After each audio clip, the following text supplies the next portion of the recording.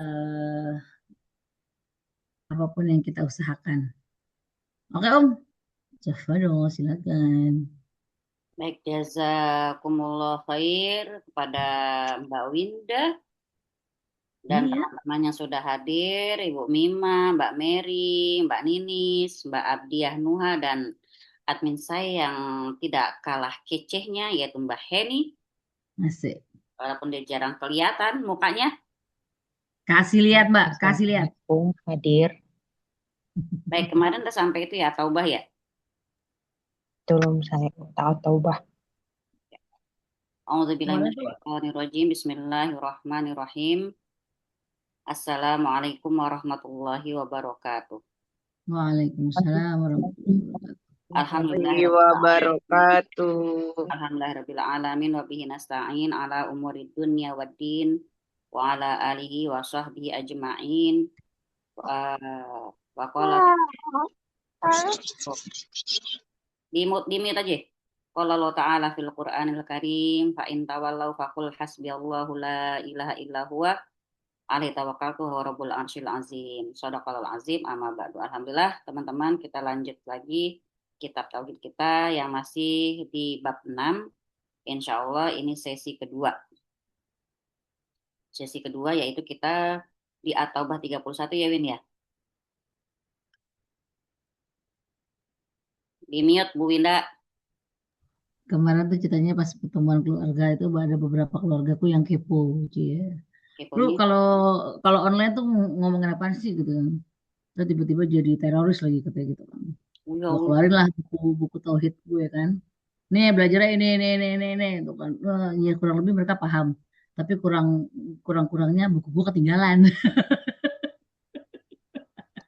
Oh, jadi maksudnya begitu. Arahnya ke situ. Ya, ya yang penting kita kemana sampai At-Taubah ya. Insya Allah ya. Ya udah, bismillah. Siapa yang kemarin merasa mencatat, nggak apa-apa saya ntar atau Ibu Umi ngulang lagi nih. Enggak, yang penting nggak dari awal ya, bismillah. Enggak. Jadi kita masih di bab 6 yaitu tafsir dari tauhid dan syahadat la ilaha illallah. Jadi ini dua tafsir nih memang makanya panjang banget makanya jadi dua sesi. Nah, sekarang kita ke dalil yang ketiga yaitu surat At-Taubah ayat 331. Sebelum kita ke surat At-Taubah, kita resum dulu kemarin dalil kedua itu yaitu surat Az-Zukhruf ya. Surat Az-Zukhruf ayat 26-27. Surat Az-Zukhruf ayat 27. Di sini intinya Az-Zukhruf 26 dan 27 ini teman-teman dilihat ya. Az-Zukhruf 26 27 ini dilihat ada tiga faidah yang kita ambil dari sini. Pertama, faidahnya adalah bahwa ayah Nabi Ibrahim adalah seorang musyrik. Ya, ini berdasarkan nas-nas yang sahih dalam Quran. Karena kenapa kita harus kita tegaskan? Karena banyak banget ahli sejarah yang bilang bahwa Azar itu bukanlah ayahnya Nabi Ibrahim, tapi pamannya. Ya, tapi sudah jelas kalau dari Quran kita lihatnya beliau adalah ayahnya Nabi Ibrahim dan sudah jelas beliau musyrik. Satu. Kedua, ini juga menjadi dalil bahwa tauhid itu ini penting nih dicamkan banget. Tauhid itu akan melazimkan di kita itu sikap berlepas diri dari kesyirikan dan pelakunya. Gitu ya. Kalau kita mengaku bertauhid, kita harus punya sikap berlepas diri dari kesyirikan dan pelakunya. Harus ada kebencian terhadap kesyirikan dan pelaku kesyirikan. Maka kalau kita orang misalnya nyiram-nyiram benda pakai air kembang, kita harus benci sama perbuatannya dan orangnya. Ya, sikap berlemah lembut kepada mereka adalah dalam rangka untuk mendakwai mereka. Kalau nggak ada kepentingan dakwah, nggak usah berlemah lembut. Nah, ini bertentangan dengan perkataan sebagian dai yang bilang, aku mencintai Yahudi dan Nasrani, tapi aku benci sama perbuatannya. Nggak bisa kita ngomong kayak gitu. Gitu ya. Jadi kita harus benci dengan kesyirikan tersebut dan pelakunya. Ketiga, faedah ketiga dari ayat ini, bahwa ini menunjukkan kaum Ibrahim itu juga menyembah Allah selain mereka menyembah berhala. Karena kata-kata istisna dalam hal ini, yaitu kata-kata pengecualian dalam ayat ini, maksudnya adalah istisna yang bersambung, mutasil. Ini dalam pendapat Qatadah bilangnya, mereka kaum Ibrahim itu berkata, sesungguhnya Allah adalah Rabb kami, kata mereka. Nah, Ibrahim tidak berbaroah dari Rabb-nya. berbaroah dia dari kaumnya tersebut dan kesyirikannya gitu. Jadi ketika mereka bilang Allah adalah Rabb kami, Nabi Ibrahim juga ya aku juga menyembah Rabbku.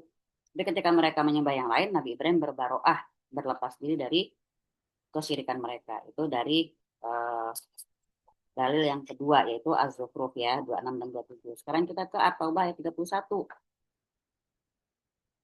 Ittakhuzu ahbarohum waruhbanahum, ada dua kata nih. Ahbarohum ama ruhbanahum. Ada arbabam min dunillah. Mereka menjadikan orang-orang alimnya dan rahib-rahib mereka sebagai Tuhan selain Allah. Sekarang kita lihat ya. Ada kata-kata ahbaro. Ya, artinya seorang yang alim. Ruhbanan jamak dari, jadi ada bedanya nih. Kalau ahbaro itu orang alim, kalau ruhbanun itu orang soleh. Apa bedanya? Orang alim itu orang berilmu. Orang soleh itu ya termasuk ahli ibadah. Cuman ibadah gitu kan. Bukan orang yang pembelajar, bukan. Jadinya mereka tuh ahli kitab. Itu siapa? Yaitu orang Yahudi dan Nasrani. Yang dimaksud ruhbanan dan ahbarohum itu adalah orang-orang Yahudi dan Nasrani. Mereka itu yang menjadikan orang-orang alim dan rahib-rahib mereka sebagai Tuhan-Tuhan selain Allah. Maksudnya gimana? Ya dengan cara mentaati mereka. Cara taati mereka gimana? Misalnya gini, rahibnya, ruhbanani, monggo. Rahibnya, orang solehnya, orang alimnya, kalau nyuruh mereka makan suatu makanan, mereka haramkan. Kalau mereka nyuruh menghalalkan, mereka ikut menghalalkan. Itu maksudnya menjadikan Tuhan.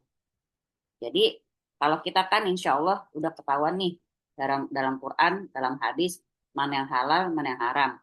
Jangan sampai gara-gara kita menghormati seorang alim, ya lantas dia bilang ini haram, nggak boleh. Makanya kalau misalnya orang diet nih, orang diet kah, IF kah, keto kah, kalau bilang nggak makan suatu jenis makanan, bilang aja itu nggak, saya nggak makan itu nggak toyib buat kesehatan saya, nggak toyib ya. Jangan sampai berkata-kata nasi haram buat saya, nasi jahat, ini haram, itu haram, nggak boleh. Jadi takutnya nanti kita jadi mengharamkan apa yang sudah Allah halalkan. Gitu ya. Kalau emang nggak bagus buat kita, bilang nggak toyib buat kita, nggak baik. Makanya Allah Ta'ala kan kalau bilang kan makanan halal dan toyib. Selain halal, dia harus toyib. Mungkin nasi halal, tapi buat orang yang diabetesnya tinggi, mungkin tidak toyib. Gitu. Jadi kita harus benar-benar berhati-hati memilih kata-kata. Jangan sampai kita menentang apa yang sudah Allah tetapkan. Itu ya. Caranya Yahudi Nasrani menjadikan Tuhan selain Allah itu dengan cara itu tadi, mentaati perkataan mereka. Mereka bilang haram, mereka ikut mengharamkan. Mereka bilang halal, mereka menghalalkan. Itu yang kagak boleh. Iya di At-Taubah ayat ke-31. Kemudian kita ke Al-Baqarah 165. Wa minan nasi may yattakhidzu min dunillahi andada. Yang punya andadanya garis bawahi. Wa minan nasi may yattakhidzu min dunillahi andada yuhibbunahum ka hubbillah walladzina amanu asyaddu hubban lillah. Dan di antara manusia ada orang-orang yang menyembah tandingan-tandingan selain Allah. Mereka mencintainya seperti mereka mencintai Allah. Adapun orang-orang yang beriman sangat-sangat cinta kepada Allah. Jadi beda.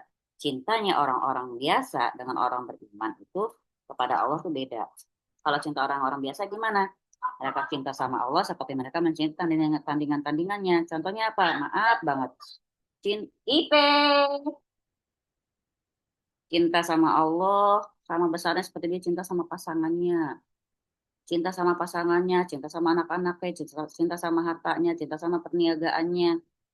Kalau memang dia cinta sama Allah lebih dari hal itu, umpama terjadi sesuatu pada hartanya, pada keluarganya, dia masih bisa mengucapkan innalillahi wa inna ilaihi rajiun dan tidak marah. Ya Allah, kenapa jadi ambil dari saya ya Allah? Ya Allah, kenapa? Alhamdulillah ya. Semoga kita bisa menjadi orang-orang yang membuktikan iman kita kepada Allah Ta'ala. Nah, Al-Baqarah ayat ke-165 ini, kita lihat, kalau di pendapat kalangan ahli tafsir, ya kata-kata andada ini, yuhibbunahum kahubillah, Jadi di sini mereka si kaum musyrikin ini cinta sama Allah seperti cinta mereka kepada tandingan-tandingan.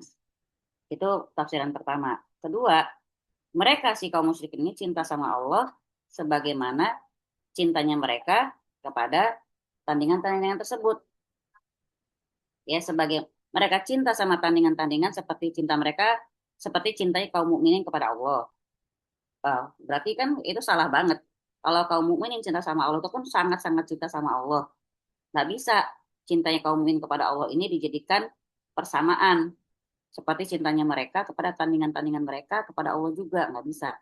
Jadi yang paling benar adalah tafsirannya si kaum musyrikin ini cinta sama tandingan-tandingan mereka seperti cinta mereka kepada Allah, dan itu pasti masih kalah kalau dibandingkan dengan cintanya kaum mukminin kepada Allah Ta'ala. Seperti itu ya. Sekarang kita ke hadis Nabi SAW. Mangkola la ilaha illallah wa kafara bima yu'badu min dunillah harruma maluhu wadamuhu wahisabuhu Allah. Barang siapa mengucapkan la ilaha illallah dan mengingkari sesembahan selain Allah, haramlah harta dan darahnya. Keren kan? Sedangkan hisab atau perhitungannya adalah terserah kepada Allah. Nah, gimana nih dalil kelimanya ini? Kata-kata dan, lihat ya. Wa kafara bima yu'badu min dunillahi harrama madumu wadamuhu. Nah, kata-kata dan ini dalam bahasa Arab asalnya menunjukkan kata-kata mugoyaroh. Apa mugoyaroh? Ada perbedaan antara yang sebelum dan sesudahnya.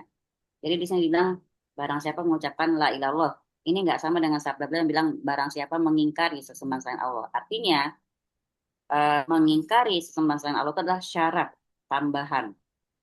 Ya, merupakan konsekuensi yang lazim dari seorang yang bertauhid. Jadi kalau sampai dia bertauhid tapi nggak mengingkari sesembahan selain Allah, belum sempurna tauhidnya.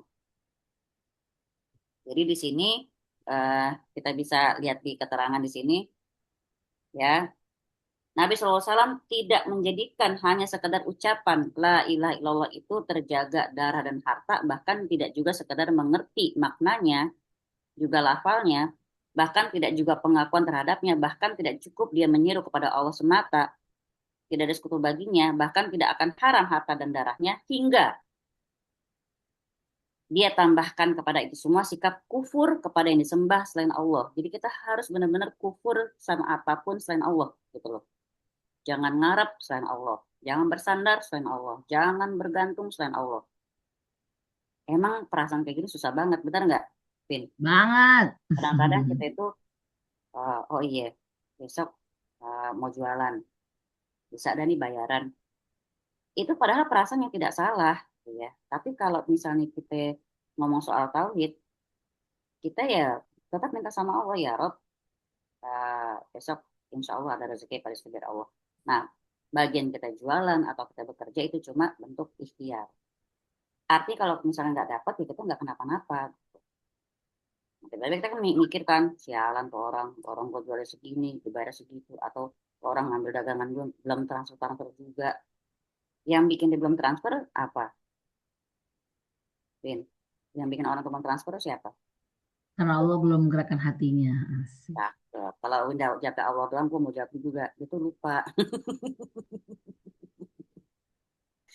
Ya. Maka kalau seseorang mukmin berhenti atau ragu dalam mengkafirkan hal-hal selain Allah, nggak lagi haram harta dan jiwanya gitu loh. Hartanya, darahnya nggak akan haram. Nah, ini jelas ya, bahwa harus ada keyakinan wajib untuk beribadah kepada Allah semata, pengakuan kepada Allah semata dengan keyakinan dan ucapan, dan harus dengan menjalankan ibadah kepada Allah sebagai bentuk ketaatan kita, ketundukan kita, dan kita harus berlepas diri dari segala hal, segala perkara yang menafikan adanya Allah, gitu ya, yang menafikan keberadaan Allah, entah itu secara akal kita, entah itu secara perkataan kita, atau secara perbuatan. Jadi benar-benar harus tegas kalau urusan akidah. Kalau kita boleh bilang akidah harga mati gitu. Iya, benar. Gak ada toleransi-toleransi yang bablas, nggak ada. Ya, kalau kita lihat kesyirikan, kita benci perbuatan tersebut, kita benci sama pelakunya. Setelah kita misalnya dakwahkan, dia nggak mau terima, ya udah, aku berlepas diri dari kamu dan perbuatanmu. Nah, itu akan terlaksana kecuali dengan apa, Ibu? Perhatikan, Ibu. Terlaksana kecuali dengan apa? Kita mencintai orang-orang yang menegakkan tauhid dan kita harus loyal kepada mereka dan kita harus tolong mereka. Jadi, nolong orang-orang yang berdakwah itu juga sesuatu hal yang di bahasa kata dianjurkan, terutama orang-orang yang sedang mendakwakan tauhid. Kita bantuin dengan misal share apa namanya dalil-dalilnya kah, kita bantuin dengan kita misalnya kasih contoh-contoh bukti-bukti yang kita alami kah dengan bertauhid itu. Gitu. Orang-orang yang kayak mungkin membantu para dai dengan biar dakwahnya makin keren kah gitu kan. Nah itu contoh kayak misalnya yang Winda ikutin tuh nge-fast, nge-slow. Itu saya keren, saya tuh kagum banget sama para dai-dai yang sudah bisa membawakan materi-materi mereka dengan cara yang canggih sesuai dengan zamannya. Kekinian. Ya. Mm-mm. Ngerangkul banget generasi sekarang yang emang gitu ya kalau nggak jelas banget dilihat dan Wih. didengar tuh nggak akan bisa masuk gitu kan. Jadi berkahlah orang-orang yang punya harta diinfakkan untuk para dai-dai seperti itu. Masya Allah. Ya enggak kayak waktu kita nonton disconnectnya Ustadz Felix ya, Masya Allah ya keren banget kan. Ya, semoga pokoknya ustadz-ustadz kita, dai-dai kita, mereka semua Allah kasih kesehatan dan benar-benar bisa Amin. menjangkau seluruh umat di dunia ini. Benar, benar, amin. Jadi kalau orang ngaku bertauhid tadi nggak akan terlaksana kalau kecuali dengan mencintai orang-orang yang menegakkan tauhid dan loyal kepada mereka, nolong mereka, dan membenci semua pelaku kekufuran dan kesyirikan dan memusuhi mereka. Nah, semua nggak cukup cuma dengan segala perkataan. Nggak cukup dengan pengakuan propaganda yang kosong dari kenyataan, nggak cukup. Tapi harus apa? Pakai ilmu, pakai keyakinan, selaras dengan perkataan dan perbuatan dia. Kenapa? Karena perkara saling terikat. Jadi kalau kita udah punya ilmu, punya pemahaman, harus kita tunjukin dengan perbuatan. Kita omongin. Jangan jadi setan bisu gitu ya. Untuk urusan akidah, pokoknya berani. Bismillah. Ya, jangan ada yang tertinggal. Karena kaidahnya kapanpun ada yang tertinggal pasti ada yang luput. Kalau kata ulama, keren ulama kalau ngomong soal quote gitu ya. Jadi jelas ya, kebatilan orang-orang yang berkata kami nggak berbuat syirik kok, tapi mereka itu penyembah kuburan, penyembah Husain. Ya kata mereka saudara-saudara mereka bersalah tapi mereka nggak kafir, nggak bisa. Kalau udah nyembah kuburan kan Nabi udah bilang jangan jadikan kuburan itu sebagai idain. Nabi aja nggak mau. Lagi nyembah bukan kuburan Nabi. Kuburan Nabi aja nggak boleh, gitu ya. Nah, apalagi perkataan kaum liberal, ya, para dai pluralisme yang bilang semua agama tuh ngajak pada kebaikan. Ya, kami Muslim dan bukan Yahudi dan bukan pula Nasrani, tapi mereka tidaklah kafir. Mereka bersalah, tapi mereka juga menyuruh kepada kebaikan parah. Agak boleh. Ada lagi yang bilang agama cuma budaya dan sarana menuju kepada kebaikan. Maka siapa yang baik akhlaknya, apapun agamanya, maka dia di atas kebenaran. Salah besar. Perkataan yang menggugur. Itu kalau ngomong gitu aja udah menggugurkan syahadat loh. Ya, kalau kita sampai bilang siapapun yang baik akhlaknya, apapun agamanya, maka dia di atas kebenaran. Itu omongan itu bisa mengeluarkan kita dari Islam. Itu termasuk pembatal keislaman. Nauzubillah summa nauzubillah. Jadi itu tadi ya, berapa banyak kalau kita lihat orang yang ngulang-ngulang zikir, la ilaha illallah, segala macam, tapi tetap melakukan praktik-praktik kesyirikan banyak. Kenapa? Banyak kan nggak paham soal kesyirikan tadi. Kalau mereka paham maknanya syirik, dan nggak mungkin mereka tetap melakukan hal-hal seperti itu. Gitu. Nggak mungkin mereka nggak mengingkari kesyirikan tersebut. Selain kita lihat di sini, keterangan tentang bab ini adalah pada bab-bab berikutnya. Kandungan bab ini menyangkut masalah yang paling besar dan paling mendasar, yaitu tafsirnya tauhid dan tafsir syahadat. Kita di sini ya, Ibu semuanya teman-teman yang pakai buku dilihat di halaman 26. Masalah tersebut telah diterangkan dalam bab ini dengan beberapa hal yang cukup jelas. Antara lain satu, ayat dalam surat Al-Isra. Diterangkan dalam ayat ini bahwa bantahan terhadap kaum musyrikin yang berdoa meminta kepada orang-orang soleh. Nggak boleh ya. Maka ayat ini mengandung suatu penjelasan bahwa perbuatan itu adalah syirik akbar. Gimana syirik akbar? Itu tadi ya. Tafsir tauhid dan syahadat reloading meninggalkan apa yang diamalkan kaum musyrikin seperti menyeru atau memohon kepada orang soleh dan meminta syafaat mereka. Kalau minta syafaat boleh nggak? kepada makhluk. Boleh kalau dia masih hidup. Contoh minta syafaat itu kan gini. eh Anak kita tahu kena campak, bawanya kemana? Ke rumah sakit kan. Oh, Nah, kita minta syafaat kepada dokter dengan ilmunya, gitu. Kita butuh oh, kita butuh bikin SIM. Syafaatnya kemana? Ke Samsat. Jadi syafaat itu maksudnya pertolongan sesuai dengan ilmunya mereka. Nah, yang nggak dibolehin siapa? Minta syafaat kepada orang yang udah nggak ada, ke kuburannya, gitu. Walaupun itu kuburan orang soleh sekalipun nggak boleh. Jadi kalau misalnya pun nah, ke kiai, kiai minta doanya dong nih anak saya mau ujian, boleh, gitu. kalau minta syafaat sama ke apa ke Nabi Muhammad, Kan memang Nabi Muhammad memang udah kok punya. minta syafaat kan? Nah, ini ngomong syafaat ini kan ibaratnya syafaat yang dimaksud adalah misalnya dia ke kuburan. Oh, Ya, ya kalau Nabi Muhammad memang punya jatah buat ngasih kita syafaat. mm-mm. Ya, yang nggak dibolehin itu tadi ke kuburan itu. Kalau misalnya orang yang masih ada nggak masalah. Ketemu sama Ustadz Adi Hidayat, Masya Allah kan. Saat nih anak saya, misalnya Salim. Saat doain, kita lagi minta syafaat apa, dengan kesolehan beliau, insya Allah, Allah kabulkan doanya seperti itu boleh. Nah, Oke. dan yang kedua, ayat dalam surat Baroah atau At-Taubah dalam ayat ini Allah menjelaskan bahwa kaum ahli kitab telah menjadikan orang-orang alim dan rahib-rahib mereka sebagai Tuhan-Tuhan selain Allah. Dan Allah juga menjelaskan bahwa mereka hanya diperintahkan untuk beribadah kepada satu sembahan, yaitu Allah. Dan itu semua disertai dengan penjelasan bahwa tafsir ayat ini jelas dan tidak dipermasalahkan lagi. Yaitu apa? Mematuhi orang-orang alim dan rahib-rahib mereka dalam tindakan mereka yang bertentangan dengan hukum Allah. Maksudnya bukan berdoa kepada mereka gitu ya. Jadi Hmm. kalau berdoa kepada mereka itu ya salah.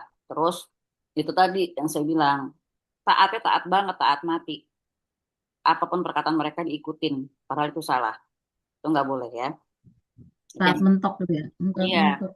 itu tadi kalau mereka suruh mengharamkan sesuatu, ikut mereka haramkan.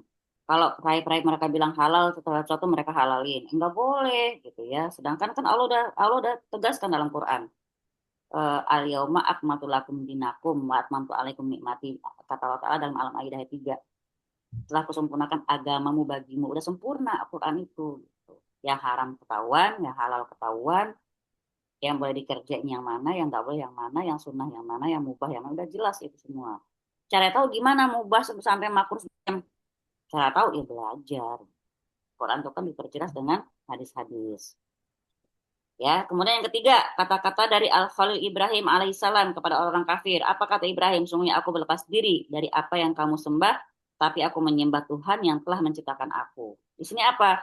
Beliau mengecualikan Allah dari segala sembahan. Karena kenapa begitu? Karena tadi orang musyrikin itu tetap menyembah Allah juga.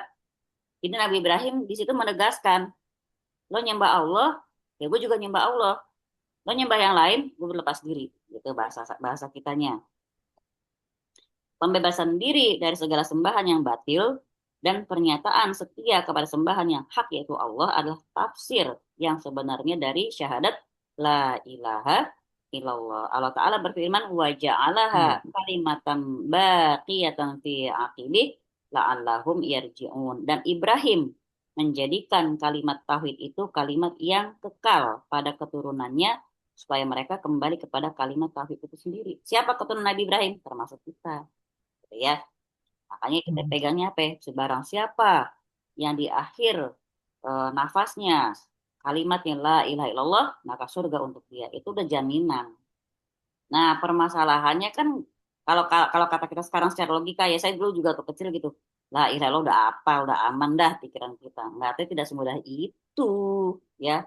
Terus Kalau ya. nggak kita biasain jadi zikir kita, nggak kita terapkan di hati kita sebagai keyakinan, nggak kita juga praktekkan dalam perbuatan kita, ya nggak bisa. Subhanallah ya, semoga Allah mudahkan bisa kita mengucapkan la ilaha illallah di akhir hayat kita. Amin ya rabbal alamin. Nah, kemudian yang keempat, ayat dalam surat Al-Baqarah yang berkenaan dengan orang-orang kafir yang dikatakan oleh Allah dalam firman-Nya, wa mahum bi kharijina minan nar, dan sekali-kali mereka tidak akan keluar dari neraka. Disebutkan dalam ayat itu adalah mereka menyembah tandingan-tandingan selain Allah. Dengan cara apa? Mencintainya seperti mereka cinta sama Allah. Ini yang harus kita tanyakan ke diri kita sendiri. Secinta apa kita sama Allah, secinta apa kita sama selain Allah. Anak-anak kita, ya, pasangan kita, gitu ya. Circle kita kah,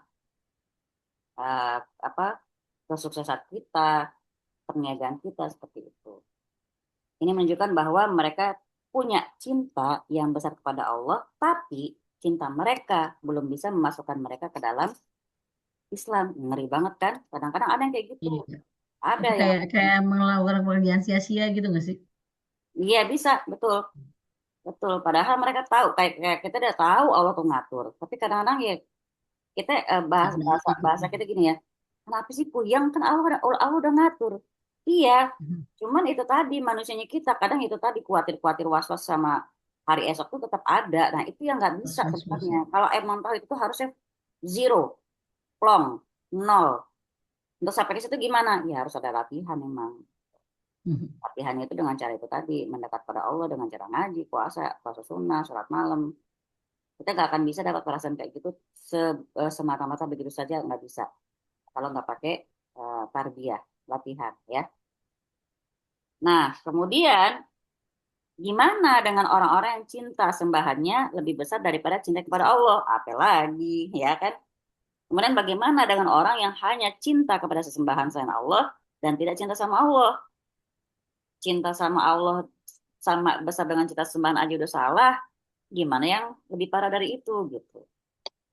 Nah, yang kelima, sabda Rasulullah SAW yang tadi, mangkola la ilaha illallah wa kafara bima yu'badu min dunillah haruma maluhu wa damuhu wa hisabuhu 'ala Allah taala. Barang siapa mengucapkan la ilaha illallah dan mengingkari sesembahan selain Allah, maka haramlah harta dan darahnya, sedangkan hisab atau perhitungannya adalah terserah kepada Allah Azza wa Jalla. Ini termasuk hal terpenting yang menjelaskan pengertian la ilaha illallah. Sebab apa? Apa yang dijadikan Rasulullah sebagai pelindung darah dan harta bukan sekadar ucapan kalimat itu sendiri, tapi bukan juga dengan sekedar paham, ngerti lafaznya udah apa segala macam, bukan, tapi dengan mengakui kebenaran kalimat tersebut, kemudian itu tadi ya prakteknya eh, sampai pengingkaran kita kepada sesembahan selain Allah. Jadi harus ada eh, apa namanya, kalau kita udah ngucapin tauhid, kita harus ngucapin bahwa kita berlepas diri dari segala sesuatu selain Allah. Makanya la ilaha, enggak ada Tuhan illallah, selain Allah. Itu dua kalimat kan. Pokoknya enggak ada Tuhan selain Allah, ya kan? Kayak misalnya, kayak yang tadi nanti kita kenapa belajar tentang syirik, karena kita harus tahu syirik biar kita bisa semakin mantap tauhid kita. Kita nggak akan tahu maknanya tauhid kalau kita nggak tahu, nggak kenal tentang syirik. Iya, syirik. Iya Syirik nggak? kecil-kecil itu yang ya, apa ibarat apa semut di batu hitam di atas Nah, kegelapan. kalau kita nggak belajar kan ngeri gitu kan. Kayak orang nggak tahu Hmm. nikmatnya sehat kalau dia belum sakit. Ketika dia sakit baru tahu nikmatnya sehat. Orang nggak tahu nikmatnya punya duit 100.000 kalau dia belum bokeh banget. Bahwa kalau dia nggak bokeh-bokeh, dia dikasih 10.000 atau 50.000 masih belum Kalem bersyukur. aja. Ya, tapi kalau udah bokeh berat, 5.000 aja udah alhamdulillah, atau 100.000, masya Allah gitu loh. Jadi kita harus tahu lawan lawan katanya biar kita tahu eh, apa namanya nilai yang lagi kita perjuangkan ini. Kita harus tahu tentang syirik biar kita tahu eh, apa namanya biar kita tahu bagaimana caranya biar tauhid kita nggak terkontaminasi dengan apapun. Selintas pikiran pun jangan. Sungguh betapa agung dan penting tafsir tauhid dan syahadat la ilaha illallah yang terkandung dalam hadis ini. Betapa jelas keterangan yang dikemukakan dan betapa mematikan hujah yang diajukan bagi para yang menentang. Udah nggak ada hujah lagi, ya, tidak ada sesembahan yang paling berhak disembah dengan benar kecuali Allah Ta'ala. Sudah selesai, kagak boleh nego gitu loh. Nah, baik, itu bab 6 sampai di situ. Ada yang mau nanya dulu? Silakan. Sebelum ntar kita ke bab 7 tentang syirik nih, baru kita mulai nih. 7, 8 semua terus nanti kita bahas tentang syirik-syirik yang berkaitan dengan barang yang kita pakai kah, ya, Ya keyakinan kita kah, segala macam. itu justru materi-materi yang sensitif banget ya. sensitif. Nanti saya mohon maaf kalau misalnya gimana-gimana gitu ya.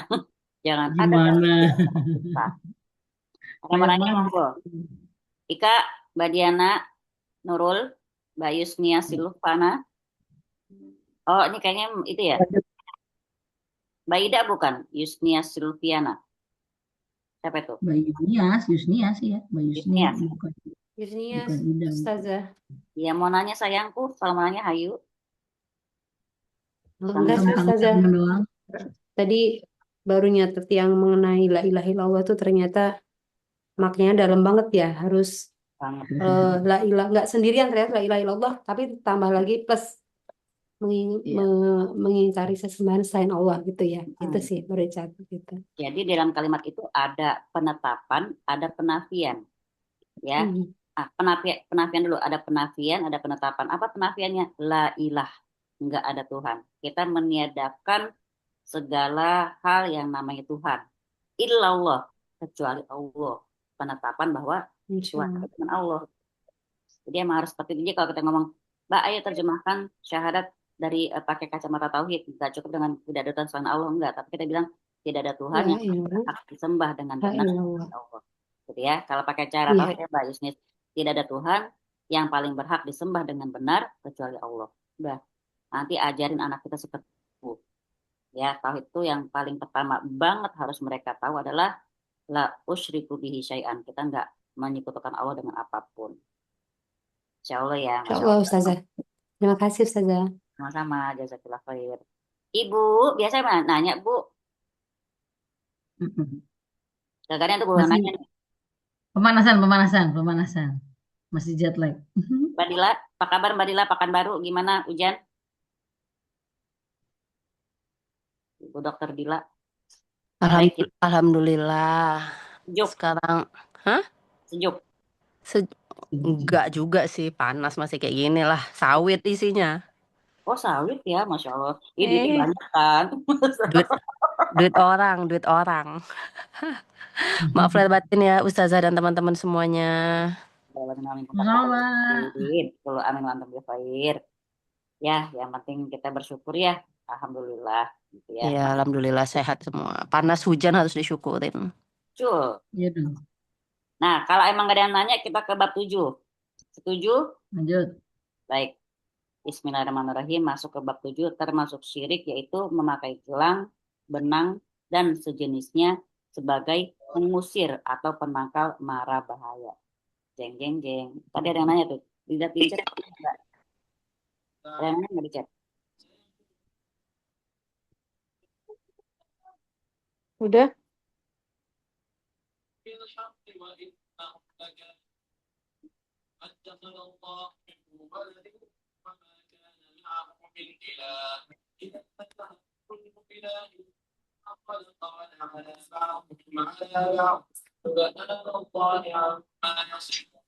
Terus putus apa gimana sih emang?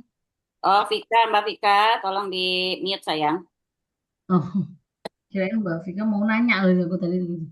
Ini ada teman baru, namanya Mbak Vika Khairun Nisa. Oh, oke Mbak. Ustazah, bab 7 ini yang termasuk syirik ini ya, memakai gelang benang itu ya. Betul. Di mute Mbak Vika, di mute. Lalu, oh bisa ya. Nggak bisa di mute. Win, bisa dibantuin mute, Win. Boleh, bentar. Oke.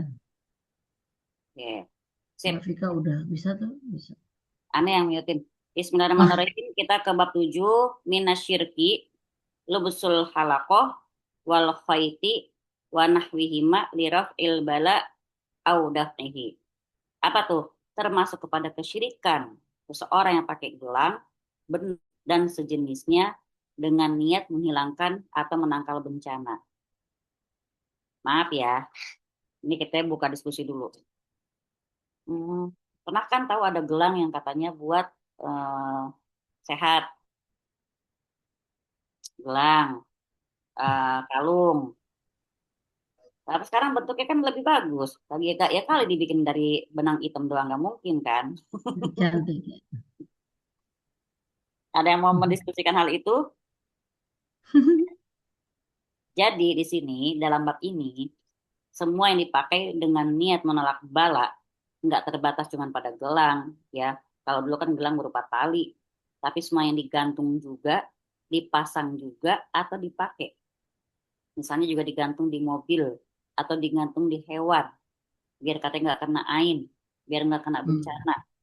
Juga termasuk tulisan yang tempel-tempel di rumah-rumah, di pintu-pintu, yang katanya buat nolak bala.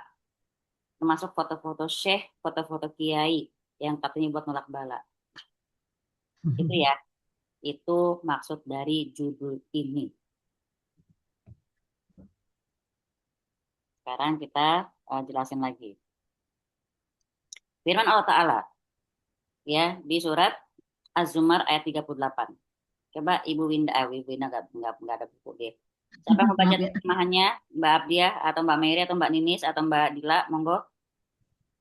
Az-Zumar 38. Akuan kacamata aneh lagi Katakanlah, ada. Mbak Dila deh, Zumar. Mbak Dila. Mbak Dila dulu. Mbak Dila. katakanlah, maka terangkanlah kepadaku tentang apa yang kamu seru selain Allah. Jika Allah hendak mendatangkan kemudaratan kepadaku, apakah berhala-berhalamu itu dapat menghilangkan kemudaratan itu? Atau jika Allah hendak memberi rahmat kepadaku, apakah mereka dapat menahan rahmatnya? Katakanlah, cukuplah Allah bagiku. Kepadanyalah orang-orang yang berserah diri bertawakal. Ngeri banget ya. Nah, Nah ya, sebelum kita menerangkan ayat ini,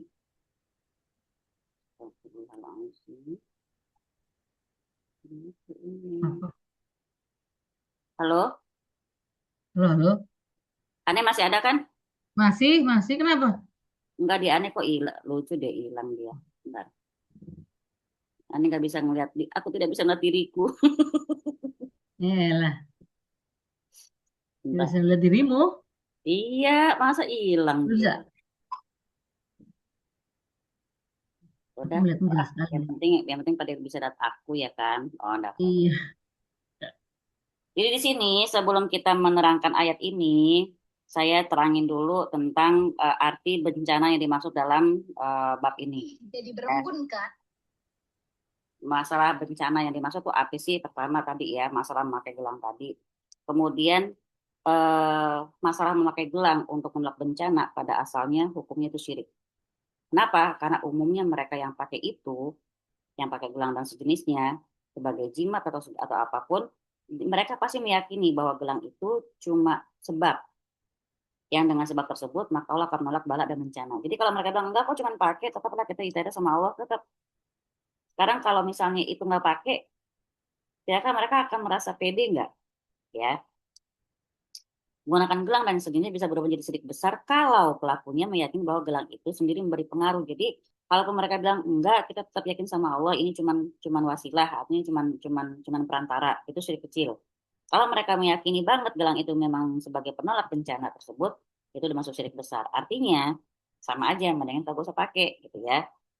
Nah, keyakinan ini kita banyak temuin di masyarakat yang pakai-pakai seperti ini. Maka di sini kita di dalam bab ini insya Allah erat kaitannya dengan pemahaman tentang hakikat sebab. Kita ngomong hakikat sebab ya. Sekarang ini yang menyimak tolong dicatat sebelum kita ke dalil. Ada 3 kelompok manusia dalam memahami sebab. Ya, ada 3 kelompok manusia dalam memahami sebab. Mbak Vika, ahlan wa sahlan, datang juga dia. Win, kenalin ya Win, nanti insya Allah nih Mbak Vika, insya Allah mungkin nanti akan ikut rutin. Mbak Vika di Karawaci ya. Oke. Oke, nanti Soalnya belum ada yang japri aku, jadi aku tidak tahu. nggak apa-apa emang aneh langsung udah pakai link tadi. Jadi Baik. 3 kelompok manusia dalam memahami sebab. 1, kelompok yang menolak sebab. Nah, jadi ini 1 kelompok yang menolak sebab. Kata mereka, akibat itu terjadi bukan karena sebab. Gitu kata mereka. Ya udah terjadi aja. Allah yang ciptain, Allah yang munculin. Jadi nggak bisa pakai sebab gitu. Contohnya misalnya kayak Winda pegang pisau, Winda potong tangan Winda, bukan karena pisau itu, tapi emang Allah pengen aja tangan Winda kepotong gitu. Ya, ini golongan Jabariyah dan Asy'ariyah. Saya masih ingat Ibu Mima, golongan Jabariyah, Mbak Abdiah, apa golongan Jabariyah? Pemahamannya gimana? Ayo, Yuk, ayo. Jabariyah. Jabariyah itu yang berpemahaman bahwa manusia seperti wayang, Tuhan adalah dalamnya. Jadi kita berbuat mencuri, berzina, atau apapun itu Allah yang gerakin, bukan kita. Ya kita berarti kan menafikan akal kita kan, gitu loh. Kita tuh nggak punya kehendak. Itu yang kita lakukan adalah Allah yang menggerakkan. Itu kata kaum Jabariyah. Jadi kalau Pak pemahaman yang menolak sebab atau kaum yang menolak sebab itu biasanya kaum Jabariyah dan Asy'ariyah. Mereka para penolak sebab. Karena menurut mereka kalau ada orang pegang pisau tajam buat motong roti, roti kepotong, maka kepotongnya roti itu bukan disebabkan oleh pisau tajam, tapi emang itu tadi digerakkan oleh si pemegang pisau, Allah yang gerakin gitu. Pergerakan pisau yang tajam cuma tanda, ya bukan sebab. Misalnya kalau tiba bulan Desember muncul musim dingin, bulan Desember bukan sebab muncul musim dingin, tapi emang udah tandanya aja gitu. Pokoknya nggak jelas lah ya mereka menafikan sebab. Nah kalau kata Ahlus Sunnah kan apa? Sesungguhnya musabab atau akibat terjadi karena ada sebab. Ahlus Sunnah nih pemahamannya. Akan tapi sebab dan akibat ada karena ciptaan Allah, berkaitan dengan kehendak Allah dan kekuasaannya. Tapi kalau kata Asy'ariyah, akibat itu terjadi kalau ada sebab, bukan karena sebab itu sendiri. Bingung kan tuh? Pindah pengantuk. Ya. Jadi mereka tidak menafikan adanya kudroh pada seorang hamba. Tapi menurut mereka, kudroh itu tidak bisa memberi pengaruh dan bukan juga sebagai sebab. Kudroh itu kehendak ya. Nah, kudroh itu mereka namakan dengan al-kasbu. Kan ngeri banget ya. Al-kasbu adalah teriringkannya al-kudroh yang hadis, baru dan bukan kodim. Pokoknya bingung dah. Intinya pemahaman ini mereka menafikan sebab. Kalau terjadi sesuatu itu karena memang Allah yang gerakin. Sudah, selesai. Ini pendapat yang sangat aneh, di mana kalau kita tetapkan manusia itu punya kehendak kan, manusia punya kudroh, ya punya kemampuan. Tapi kehendak dan kemampuan itu tidak memberi pengaruh apapun terhadap perbuatan yang terjadi yang dia lakukan. Ini pendapat yang batil yang nggak masuk akal. Karena dalam Quran banyak banget ayat yang menunjukkan akan keterkaitan antara sebab dan akibat. Benar nggak? Misalnya nih contoh di surat At-Tolak ayat 2 dan 3. Wa may yattaqillaha yaj'al lahu makhraja wa yarzuquhu min haitsu la yahtasib. Barang siapa yang bertakwa kepada Allah, pasti Allah akan memberikan dia solusi atau jalan keluar kepadanya dan akan memberikan dia rezeki dari arah yang tidak disangka-sangka. Apa berarti tanda bintangnya? Tawakal dulu, ya kan? Bertawakal kepada Allah. Di sini nunjukin kalau dia takwa. Nah, terus ayat yang menunjukkan ditetapkannya suatu hukum syar'i adalah karena ada sifat yang disebutkan sebelumnya. Misalnya, azaniyatu wazani, fajlidu kulla wahidi minhuma mi'ata jaldah. Perempuan yang berzina dan laki-laki yang berzina, maka deraklah masing-masing dengan 100 derak. Nah, di sini, dalam ayatnya Allah berfirman pakai kata-kata deraklah. Ada huruf ya, menunjukkan bahwa hukum yang disebutkan setelah huruf fa itu, yaitu hukum derak itu, ditetapkan akibat adanya sifat yang terjadi yang disebutkan dalam alfa sebelumnya yaitu perzinahan ya azaniyatu wazani fajlidu kulan wahidi minhuma mi'ata jaldah. Jadi pasti ada sebabnya mereka melakukan kesalahan maka Allah hukum gitu loh. Dia melakukan ketakwaan maka Allah kasih dia rezeki. Sebab akibat itu ada. Jadi udah jelas-jelas dalam firman Allah Ta'ala yang namanya sebab dan akibat itu ada. Kemudian kita lihat lagi, ini nggak usah panjang-panjang.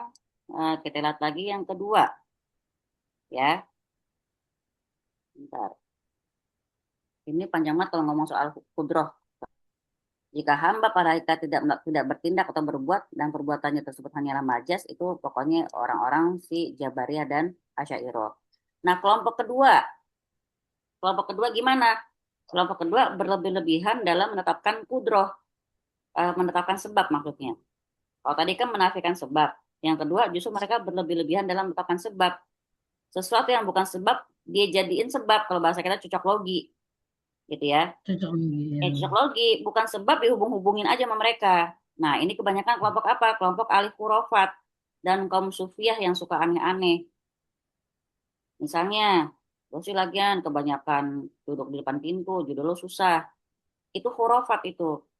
Nah lo, ini mata kedip-kedip mulu mau ngapain atau kedip-kedip ya itu khurafat Nah, ya. Khurafat itu sesuatu yang mitos yang diyakini sebagai sebab padahal nggak ada hubungannya. Itu ya tadi yang pertama. dicocok-cocokin. Nah, dicocok-cocokin. Kemudian, jadi kalau yang di bagian pertama tadi, maka dari mereka banyak yang menggunakan jimat-jimat dengan keyakinan bahwa jimat-jimat itu hanyalah sebab. Itu tadi mereka ngeyel. Enggak kok ini cuman pakai doang. Tetaplah kita mintanya sama Allah. Nah, itu ngeri ya. Nah, yang kedua tadi berlebihan dalam menetapkan sebab. Kelompok ketiga gimana? Kelompok ketiga yang menetapkan sebab dan akibat, tapi mereka tidak menjadikan sebab itu sebagai suatu sebab kecuali yang telah ditetapkan Allah Ta'ala. Berarti ini yang dimiliki oleh paham Ahlus Sunnah wal Jamaah. Insya Allah ya, semoga kita termasuk yang ini. Kemudian, apakah sebab itu syar'i atau sebab kauni? Nah, itu tadi mereka meyakini Allah dan Rasulnya, ya. Yang pokoknya udah kalau udah ditetapkan oleh Allah dan Rasulnya, baru mereka meyakini. Nah, mereka adalah Ahlus Sunnah wal Jamaah. Sekarang gimana caranya untuk menentukan sesuatu itu sebagai sebab atau bukan? Ayo, gimana caranya? Ini kita ngomong dalam koridor syariat ya. Gimana caranya kita menetapkan sesuatu sebagai sebab atau bukan? Itu dengan dua cara. Ya, dengan dua cara. Untuk menetapkan, nah ini kasih judul gini, untuk menetapkan sesuatu itu sebagai sebab atau bukan, ada dua cara. Satu, cara syar'i. Itu apa? Cari dalilnya. Misalnya orang bilang madu adalah obat, cari dalilnya di mana? Di surat Hmm. ya yang dibilang keluar dari perut lebah minuman atau madu yang beragam warnanya, padanya obat bagi manusia. Nah, ada dalilnya. Kemudian kalau kita ngomong dalil dari hadis, habatus sauda. Habatus sauda, sesungguhnya habatus sauda itu mengobati segala penyakit kecuali kematian. Ada lagi, pakai kusul hindi, ada dalilnya. Kusul hindi itu mengobati 7 macam penyakit, termasuk diantaranya radang paru-paru. Gitu loh ya. Jadi ada dalilnya. Kita nggak sembarangan bilang ini begini, ini begini. Tapi tetap, walaupun dia herbal dan ada dalilnya, harus ada dosisnya juga. Jangan Nggak semena-mena. terus-terusan ya. Ada orang minum habatus sauda 4 pagi, 4 siang, 4 malam. Masya Udah, Allah. iya, udah 2 bulan dia masuk UGD, overdosis. Jadi tetap ya walaupun dia herbal, Ya ada empat, obatnya. 4 biji pagi siang sore lagi. Nah, ada lagi contoh, apa? Baca Quran adalah obat dengan cara ruqyah syar'i. Ada dalilnya surat Al-Isra 82. Kan gitu. Jadi semua ada dalilnya. Jadi tadi ya, cara pertama untuk tahu apakah itu sebab atau bukan, kita cari secara syar'i dulu. Dalilnya apa? Pertama. Kedua, dengan cara mencobanya. Berarti kalau setelah ke dokter apa sih ini ya? Di pakai percobaan dulu. Kalau udah terbukti dia emang jadi obat, Oh, iya, iya, ya ada juga yang kayak gitu kan. pakai penelitian ya, dicoba dulu terbukti Hmm. secara zat seperti kebanyakan obat-obat yang diketahui seperti itu tadi. Misalnya kayak teman-teman lagi punya obat dokter, nggak apa-apa minum. Ruqyah itu bukan berarti kita menafikan obat-obat kedokteran, tapi disinergikan dengan ruqyah. Ketika minum obat, airnya di ruqyah, obatnya dibaca Al-Fatihah, ditiup, diminum, kan enak, masya Allah. Ya, jadi tadi ya, pertama dengan cara syar'i yaitu kita cari dalilnya, kedua dengan cara mencobanya, dan kalau memang terbukti dia jadi obat bisa diteruskan, kalau enggak berarti enggak bisa. Dengan catatan harus jelas dampaknya, efeknya ya jelas dan zohir. Kalau efeknya enggak jelas nggak bisa kita gunakan. Jangan apalagi kalau kita jual sesuatu yang kita juga nggak coba, jangan. Kita nggak jujur jadi penjual gitu kan. Iya. Apalagi Jadi juga paksa-paksa. para pengguna jimat juga bisa bilang bahwa jimat itu bermanfaat buat mereka. Nggak bisa, itu nggak jelas ya. Allah telah menciptakan sebab dan akibat yang dikenal dengan nama sunatullah. Gitu. Api, Winda dekat-dekat api ya kebakar, sunatullah. Gitu nggak? Nggak makan lo keliangan Win, ya sunatullah. Kita manusia butuh makan, gitu ya. Jadi api adalah sebab untuk membakar. Maka ketika Nabi Ibrahim hendak dibakar, Allah Ta'ala merintahkan kepada api untuk apa? Untuk dingin. Bukan untuk padam, dingin. Apa kata Allah Ta'ala di surat Al-Anbiya 69? Kami berkata, wahai api, jadilah engkau dingin dan keselamatan bagi Ibrahim. Ini menunjukkan apa? Menunjukkan bahwa Kalau Allah nggak memerintahkan api untuk dingin, maka api sesuai dengan sunatullahnya. Kodratnya dia kan panas buat membakar. Dia akan membakar, Hmm. tapi karena perintah Allah Ta'ala jadi dingin dan selamat buat Ibrahim, ya dia nurut gitu. Dia tidak bekerja dengan sesuai dengan kodratnya karena perintah Allah Ta'ala gitu ya. Sekarang kita ke dalil pertama yang tadi Mbak Dila baca. Az-Zumar 38. Secara khusus dan secara umum, dari ayat pertama sampai ayat terakhir surat Az-Zumar ini dia ngomong soal akidah loh. Nah, boleh nanti dicek ya. Az-Zumar ini secara khusus dan umum dari awal sampai akhir dia sebenarnya berbicara tentang akidah dan bantahan kepada orang-orang yang menyimpang dalam permasalahan akidah. Nah, sekarang kita lihat di sini di ayat ini 38. Qul afara'aitum ma, ya. Kata Dila lihat kan?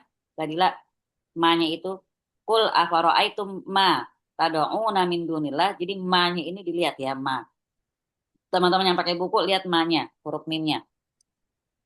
Di sini dengan terangkanlah kepadaku apa-apa tentang apa. Ma itu menunjukkan apa. Allah minta apa? Terangkanlah padaku tentang apa yang kamu seru selain Allah.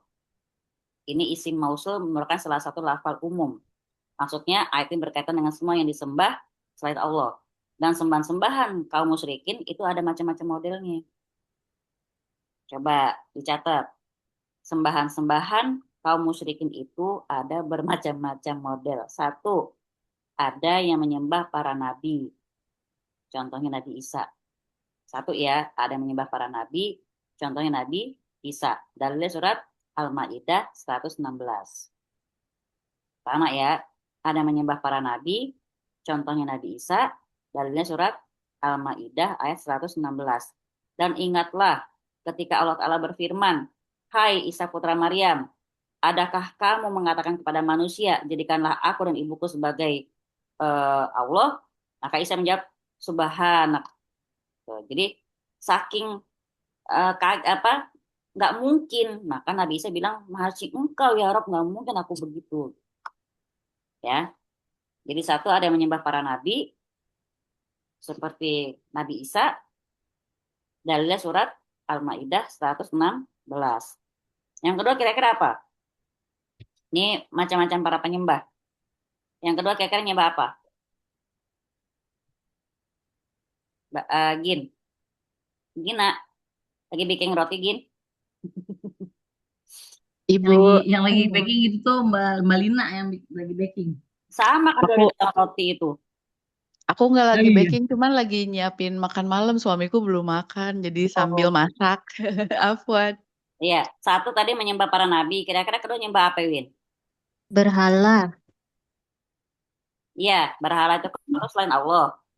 Berhala itu Mm-mm. bentuknya macam-macam, Mbak Ninis. Ada pohon, Ada, ada batu, ada manusia. Nah, sekarang ada ada menyembah handphone. para nabi. Kedua kira-kira nyembah apa kira-kira? Para Menyembah malaikat. para Oh, malaikat. malaikat. Satu nabi, kedua ada yang menyembah para malaikat. Di surat Saba 40 sampai 41. Di situ Allah Ta'ala berfirman, dan ingatlah, ini waktu ketika Allah Ta'ala mengumpulkan mereka semuanya, lalu Allah Ta'ala berfirman kepada para malaikat, apakah mereka ini dulu menyembah kamu? Malaikat menjawab, engkau ya Rabb, engkau pelindung kami, bukan mereka. Bahkan mereka telah menyembah jin. Kebanyakan mereka beriman kepada jin itu. Jadi kata manusia nih, kata mereka yang menyembah malaikat ini, di dalam pikiran mereka itu malaikat. Padahal nggak mungkin malaikat itu disembah gitu loh. Maka Allah Ta'ala menegaskan lagi tapi di akhirat, apakah kalian menyembah ini nih, para malaikat ini, atau kamu nyuruh mereka nyembah kalian gitu. Jadi Allah Ta'ala seperti itu, kayak tadi pertanyaan Nabi Isa. Kamu nyuruh manusia nyembah kamu dan ibu kamu, atau kamu mengaku sebagai Tuhan? Enggak ya Rob, subhanak, kata Nabi Isa, kan maha suci engkau ya Rob. Itu juga kepada para malaikat, Allah juga nanya kepada malaikat, kamu nyuruh mereka nyembah kalian gitu ke malaikat? Enggak ya Rob, kami ini kan taat kepadamu. Jadi mereka berlepas diri. Tinggal kasih manusia-manusia yang kata mereka dulu mereka nyembah malaikat, mereka cengok di situ, celik. Kata mereka malaikat, ternyata jin yang mereka sembah, gitu, yang ngaku-ngaku sebagai malaikat. Jadi tadi udah nabi, udah malaikat, yang ketiga apa kira-kira? Win, tiga apa? Iklan banget lem mineral. Apa? Menyembah Jin, pohon. jin sayang. Oh, Jadi Jin yang sayang. pertama nabi, kedua malaikat, ketiga jin. Di surat Al-Jin ayat 6. Dari surat itu yang Al-Jin ayat sering 6. bersekutu sama jin juga termasuk itu berarti ya? Oh iya, jelas berarti mereka udah Penyembah nyembah jin. jin. Kalau Ya mereka iyalah. kalau mereka bersekutu dengan jin, mereka mengakui jin itu lebih kuat dari mereka, kan bodoh gitu ya. Mereka meyakini bahwa jin itu bisa memberikan mereka sesuatu. Nah, di surat Al-Jin ayat 6 di sini Allah Ta'ala berfirman, dan bahwasanya ada beberapa orang laki-laki dari kalangan manusia meminta perlindungan kepada beberapa laki-laki dari kalangan jin. Maka jin-jin itu semakin menambahkan bagi mereka dosa dan kesalahan. Artinya apa? Nggak dapat apa-apa, cuma dapat dosa dan salah. Eh, Coba deh lihat orang-orang yang pakai nauzubillah ya, yang misalnya bersekutu dengan jin. Nggak ada yang awet, paling berapa tahun, ya kan? Terus kemudian habis-habisan kesehatannya, keluarganya, hartanya udah nggak tersisa gitu. Nauzubillah summa nauzubillah. Nabi, malaikat, jin. Yang keempat apa? Terakhir, ada orang-orang yang menyembah orang soleh. Seperti apa? Mbak Ninis pasti masih ingat insya Allah ya. Lata, ya Lata, Uza, Manat gitu ya. Lata yang mereka sembah itu adalah dulunya orang baik yang suka bagi-bagiin makanan kepada para jamaah haji. Nah, ketika Lata meninggal, banyak yang kehilangan. Dari kehilangan mereka tanya lah di mana kuburannya. Mereka berziarah lah. Ketika mereka berziarah, banyak yang berziarah, setan bisik-bisikin tuh ke mereka, bikin patungnya buat mengenang kebaikannya si orang soleh ini. Asal mulanya apa bisikannya? Cuman buat mengenang. Lama-lama jadi sesembahan. Sekarang banyak nggak patung-patung yang katanya buat mengenang jasa kebaikan orang-orang terdahulu? Banyak nggak, Bin? Banyak. Oh, di Tamrin. Patung pahlawan. Iya, patung pahlawan kan. Kalau dalam kata ulama, masa kita mungkin ngerti itu cuma patung pahlawan. Masa entar bisikin ke mereka bahwa itu harus disembah, bisa aja nauzubillah summa nauzubillah. Gitu. Nah, pelopor penyembah orang soleh yang ada di kuburan itu adalah pelopor kaum Nabi Nuh, gitu ya. Nah, sekarang kita lihat tadi di sini kemudorotan, ya tadi Mbak Dila bacain. Jika Allah hendak mendatangkan kemudorotan kepadaku, apakah berhala-berhala itu dapat menghilangkan kemudorotan tersebut? Atau kalau Allah hendak memberikan rahmat kepadaku, apakah mereka dapat menahan rahmatnya? Gitu ya. Nah, di sini kata-kata kemudorotan dan rahmat dalam ayat ini adalah kalimat nakiroh. Apa kalimat nakiroh? Kalimat itu datangnya dalam konteks persyaratan. Ya, ada kalimat itu maksudnya ada pertanyaan yang membutuhkan lawan katanya, jawabannya. Dia faedahnya umum, mencakup segala kemudorotan dan segala kebaikan. Maka seluruh kemudorotan dan seluruh kebaikan yang menguasai cuma Allah. Di situ udah itu pertanyaan nggak perlu dijawab. Kalau Allah pengen kasih aku mudorot, berharap itu bisa nggak menghilangkan kemudorotan itu? Pasti nggak akan bisa dijawab oleh mereka gitu. Kan lucu ya, kadang-kadang makanya dibilang itu kejahilan yang paling jahil, kesesatan yang paling sesat. Kenapa? Dari pohon mereka serut, mereka mereka pahat seperti wajah, udah gitu mereka kasih kain, udah gitu seret, udah rapi halus, mereka alusin terus ditaruh dipajang disembah, minta sesuatu sama yang mereka bikin gitu kan. Padahal kalau mereka bikinnya misalnya jelek juga itu berhala gak berkuasa kan untuk bilang enggak bisa, enggak, aku nggak mau jelek gitu, nggak mau kan. Benar nggak? Jadi itu kesesatan yang paling sesat. Nah, di sini maka pakai dalil ini adalah Allah Ta'ala berhujjah dengan pengakuan kaum musyrikin terhadap tauhid rububiyah. Tauhid rububiyah ingat ya Mbak Dila ya, yang tadi Mbak Dila baca. Apa rububiyah?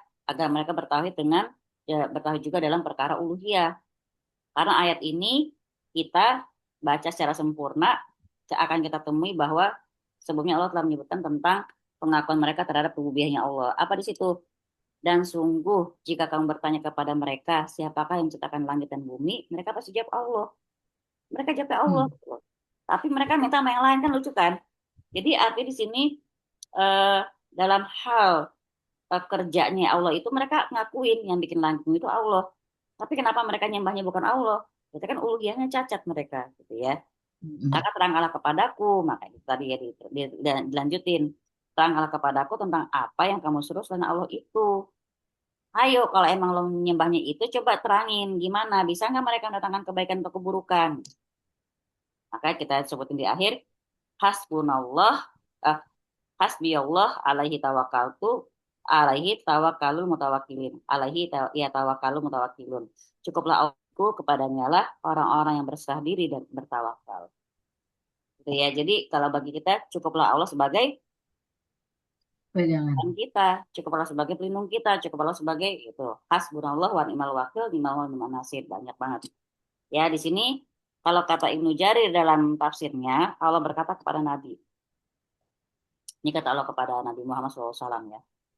Kalau engkau ya Muhammad bertanya kepada mereka, kaum musyrikin yang menyekutukan Allah dengan berhala-berhala dan patung-patung, tanya mereka, siapa yang menciptakan langit dan bumi? Mas, pasti mereka akan bilang yang ciptain itu Allah, benar-benar Allah, kata mereka pasti kan begitu. Nah, kalau mereka udah mengucapkan hal itu, maka bilang sama mereka, ini tadi di Az-Zumar 38 ya, maka terangkan kepadaku, wahai kaum sekalian, tentang apa yang kalian sembah itu berupa berhala-berhala itu. Bisa nggak mereka ngasih kemudaratan? Kan kalau emang akan menimpa aku. Atau kalau memang aku mau punya rahmat, bisa nggak mereka menahan rahmat Allah gitu. Ya nggak akan bisa gitu ya, subhanallah ya. Maka di sini itu tadi. eh, Kesulitan dalam kehidupan, kemudaran itu kan itu tadi, kesulitan dalam kehidupan, kesusahan. Bisa nggak mereka? Atau kalau mau ngasih kita kelapangan dalam kehidupan kita, apa ya, tubuh yang sehat, terus kesenangan. Apakah mereka bisa mencegah? Nggak bisa. Doanya apa, Win? Allahumma la mani'a lima a'taita wa la mu'ti lima mana'ta. Itu teman-teman harus apal. Ya Allah, nggak akan ada yang bisa menghalangi apa yang akan kau berikan. Ini doa biar nggak kena ain. Doa untuk kebal dari ain. Kan kadang-kadang lihat kebahagiaan kita misalkan. Orang yang punya bakat menimpakan ain itu nggak sanggup lihat kebaikan dalam diri kita. Tak kebahagiaan dalam rumah tangganya, pasangannya, anaknya kah, hartanya kah, rumahnya kah. Nah, kalau teman-teman aman doa ini, insya Allah ini juga bisa buat menangkal ain. Gitu ya, karena apa? Nggak akan ada yang bisa menahan apa yang Allah akan berikan. Dan nggak akan ada yang bisa memberikan apa yang Allah tahan. Orang, kalau kata di tafsirnya, seisi bumi dan seisi langit bersatu padu untuk mencelakakan kita. Tapi kalau pengen kita tuh nggak celaka, nggak akan celaka. Berarti kan benar-benar ujung-ujungnya Allah aja ya. Nggak usah ketakutan ya, harus siapa yang nyerang gue nih, siapa yang nyihir gue. Nggak usah. Ini kayak gue Pengen tahu kan? iya. Jadi baper kan. Ini kayak gue dibikin nih, kok toko gue begini misalnya. Memang ada hal seperti itu, tapi jangan sampai menjadikan kita itu baper. Karena itu tadi, kadang-kadang prasangka kita pun akan menjadi kenyataan. Ya, kalaupun terjadi sesuatu memang mungkin sebagai ujian, seperti halnya Nabi SAW juga pernah kena sihir, ya itu tadi, kita juga pakai cara yang syar'i untuk mencari solusinya. Seperti itu. Oke, ya. Sampai sini ada yang mau nanya dulu? Saya kalau belum nanya, saya jelasin lagi. Di ayat ini jelas-jelas dia berkaitan dengan kaum musyrikin yang terjerumus dalam syirik akbar. Jelas ya, karena itu tadi mereka menyembah, mereka menyeru selain Allah. Makanya Nabi tantangin untuk berkata kepada mereka, supaya menjawab kalau berhala-berhala mereka itu bisa nggak menghilangkan kemudaratan yang Allah timpakan ke kita, atau bisa nggak berhala itu memberikan rahmat atau menahan rahmat yang Allah akan berikan. Jadi ditantangin dalam ayat tersebut. Imran bin Husain radhiyallahu anhu menuturkan bahwa Nabi SAW melihat seorang laki-laki terdapat di tangannya gelang kuningan. Maka beliau bertanya, ma hazihi, kata Nabi. Qala minal wahinah. Faqala inziha fa innaha la yaziduka illa wahuna. Fa innaka laumit wa hiya alaika ma aflahta abada inauzubillah. Katanya, ini apa, kata Nabi? Ini penangkal sakit. Ada nggak zaman sekarang orang pakai gelang buat nangkal sakit? Saya tanya. Ada banyak. Nah, banyak kan? Bentuknya cakep lagi, harga jutaan pula. Yang beli banyak nggak? Banyak. Banyak. Padahal kata Nabi apa? Nabi pun bersabda, lepaskan itu. karena dia tidak akan menambah pada dirimu kecuali kelemahan. Sebab jika kamu Hmm. mati dan gelang itu masih ada padamu, maka kamu tidak akan beruntung selama-lamanya. Ngeri nggak tuh? Yang Ibu Afwan, yang gelang kesehatan juga itu termasuk ya? Yang ada jualan pada jualan-jualan tuh. Kalau pakai Nah, ini itu jadi yang kita omongin bukan? Itu yang lagi oh kita omongin, Gina. Kan oh ini iya ya. penangkal Enggak sapi. mudeng. Ya kan zaman dulu kan cuma yang hitam dari karet ban itu Oh, kan. oh jadi kayak kayak Sekarang kan kesyirikan sudah zaman bermutasi. now gitu. Oh iya ya. Sekarang kita tanya nih, Gin. Misalnya pakai gelang itu. Tiba-tiba gelang ketinggalan di rumah. Kira-kira dia pede nggak? Oh iya bisa jadi kayak aduh nanti padahal Nanti ngejaga sakit. kesehatan gitu dari Nah, iya Nah. iya ya. coba. Kan berpengaruh kan kepada sedangkan memang setan Hmm. tuh menyesatkan manusia lewat bisikan doang loh. Min syarril waswasil khannas, nggak ada Mana? setan yang mempersembahkan gelang itu makin kayak cowok lagi ngelamar cewek, kagak ada, cuman pakai bisikan doang dia. Ya, gelang lo ketinggalan ketinggalan tuh kan, makanya tuh banyak orang sakit itu kan ketularan kan tuh. Ngeri nggak, Gin? Ngeri. Dan sedangkan Iya. kalau orang itu meninggal dan gelang itu masih ada sama dia, dia nggak akan beruntung selama-lamanya. Apa? Dunia akhiratnya rugi. Itu tadi kan, secara keyakinan dia meyakini sesuatu itu. Nah, syirik besar dan syirik kecil sama-sama merupakan bentuk ketergantungan dalam mendapatkan manfaat dan menolak mudarat kepada selain Allah. Itu namanya syirik besar dan syirik kecil. Syubhat yang bikin mereka terjerumus ke dalam syirik kecil atau syirik besar adalah sama. Apa? Meyakini bahwa tadi sesuatu selain Allah itu bisa memberikan manfaat dan menolak mudarat bagi mereka. Itu keterangannya. Artinya insya Allah kalau kita udah belajar ini, kita nggak akan gampang-gampang menghadapi sales gelang kesehatan. Emang masih ada yang pakai emang? eh, berarti Ya, misalkan kan gini kan kita dalam keseharian ini udah sangat bergantung banget sama handphone gitu. Kalau pergi, aduh ketinggalan nih, lo nggak bisa ngapa-ngapain. Berarti salah satu ini ya bentuk. bisa. Makan dibilang dibilang zaman sekarang berhala gepeng gitu. Berhala gepeng itu handphone. Bangun tidur lihatnya dia. Mau tidur lihatnya dia. Habis udu lihat dia dulu. Habis udu bilangnya entar 5 menit doang. Gak tuh jadi 5 jam. Kan begitu. Berarti hampir sama dengan gelang tadi ya. Bisa jadi berhala dia, ketergantungan. Nah, ngerinya ketika handphone itu ibaratnya menampakkan reel-reel yang banyak banget kan fitnah-fitnah di dalam media sosial itu kan. Yang apa namanya, sirik-sirik online tuh banyak banget. Nauzubillah sama nauzubillah. Artinya dia jadi berhala dalam hal apa? Dalam hal itu tadi kita banyak mengabaikan ibadah kita dikarenakan si berhala gepeng ini. Gitu Ibu, harusnya kita sholat tepat waktu jadi mulur. Kalau dalam tauhid kan yang namanya maksiat itu kadang kan dulu kita mikir maksiat cuma sesuatu yang berurusan dengan zina, bukan. Maksiat itu ngulur-ngulur waktu sholat. Maksiat itu bersuara tinggi kepada orang tua, pada suami. Maksiat itu berbohong. Maksiat itu banyak. Maksiat itu tadi banyak banyak banyak sia-sia dalam waktunya. Itu maksiat. Nauzubillah summa nauzubillah. Itu tadi ya. Jadi penggunaan si gelang tadi atau jimat bisa saja berubah jadi syirik besar kalau penggunanya meyakini bahwa pengaruh buat dia dengan sendirinya gitu. Batu akik kah gitu kan, apalagi sabuk lah, dulu zaman-zaman dulu kan jagoan-jagoan Betawi kan begitu, pakainya sabuk, pakainya cincin berbatu kata ada isinya. Alhamdulillah. Isi kol. Ya, nah kita lihat lagi dalam lewat Imam Ahmad dari Uqbah bin Amir secara marfu.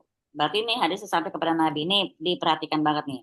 Barang siapa menggantungkan tamimah, maka semoga Allah tidak menyempurnakan atau memenuhi hajatnya. Dan barang siapa menggantungkan wadaah, semoga Allah tidak menjadikannya dalam ketenangan. Disebutkan dalam riwayat lain, barang siapa menggantungkan tamimah, maka dia telah berbuat syirik. Coba dibaca footnote-nya apa tamimah. Tamimah itu sesuatu yang dikalungkan di leher anak-anak. Yang apa namanya tuh? Kalung Kotak gitu benang ya. hitam. Kayak ada tuh. Itu dikalungkan ke anaknya. sebagai penangkal atau pengusir penyakit, kata mereka, juga pengaruh jahat yang disebabkan oleh rasa dengki seseorang dan lain sebagainya. Itu tamimah.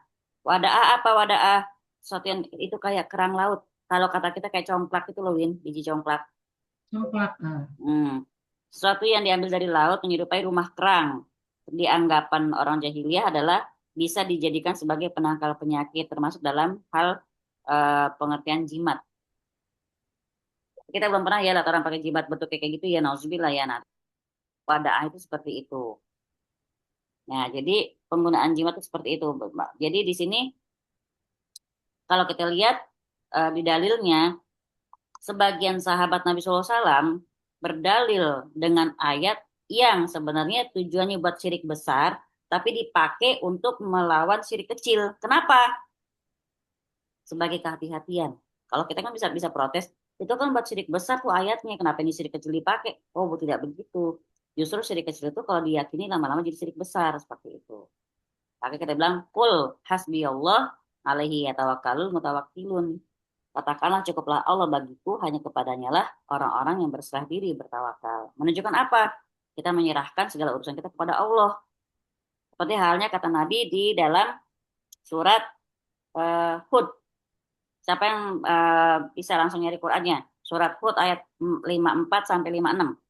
Ibu, surat Hud ayat 54 sampai 56. Winda cari Fatir ayat 2. Ibu surat Hud 5456, Winda Fatir ayat 2. Coba Ibu udah ketemu? Sebentar, Fatir ayat 2. Nah, Ibu dulu, Ibu. Hud ayat 5456 sampai 56.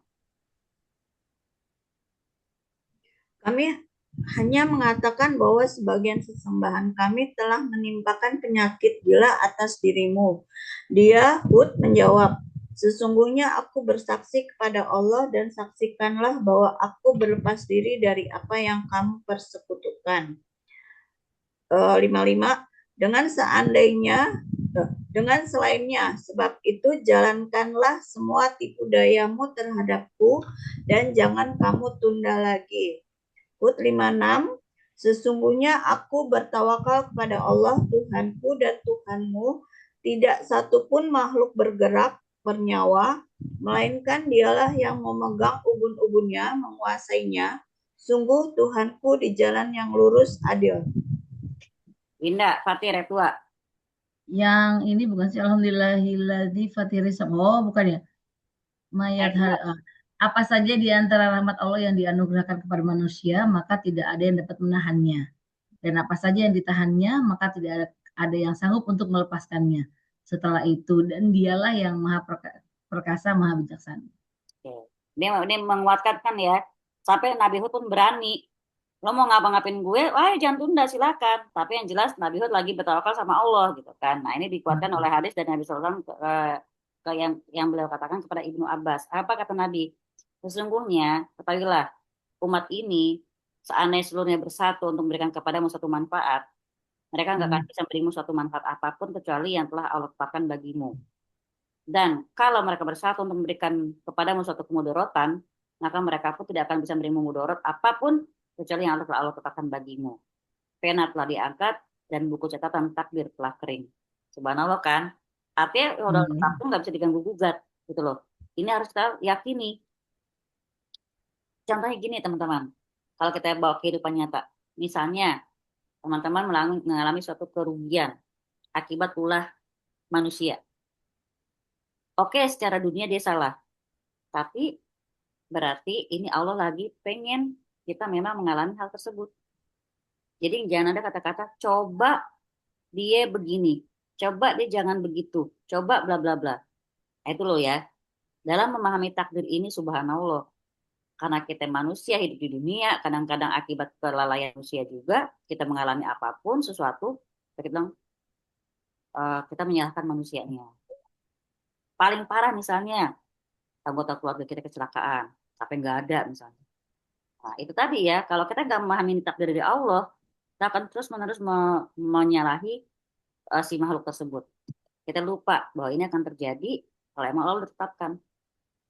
Susah gak, Win? Bu, susah. ya kan? Punya rumah makan misalnya, tapi rumahnya kebakaran gara-gara penghuninya. Tapi sebenarnya kan memang Allah udah tetapkan akan terjadi seperti itu. Ya nggak Bu Indah?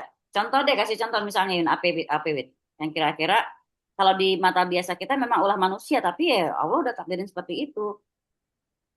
Ya kayak apa sih ya? Apa ya sekarang tuh yang Kan kehidupan kita sehari-hari ya manusia sebagai istri, sebagai ibu gitu kan. iya apa ya banyak ya. Banyak kan ujian hidup kan? Banyak lah. Ya, Hmm. susah banget. Ya, misal suami kita diberhenti dari kantor, entah suami kita kena fitnahan, Ada aja gitu ya. ada aja lah pokoknya. Dari kita enak atau kerugian, itu semua udah bahasanya qadarullah wa masya'afa'al, udah terserah Allah. Tuh. Hmm.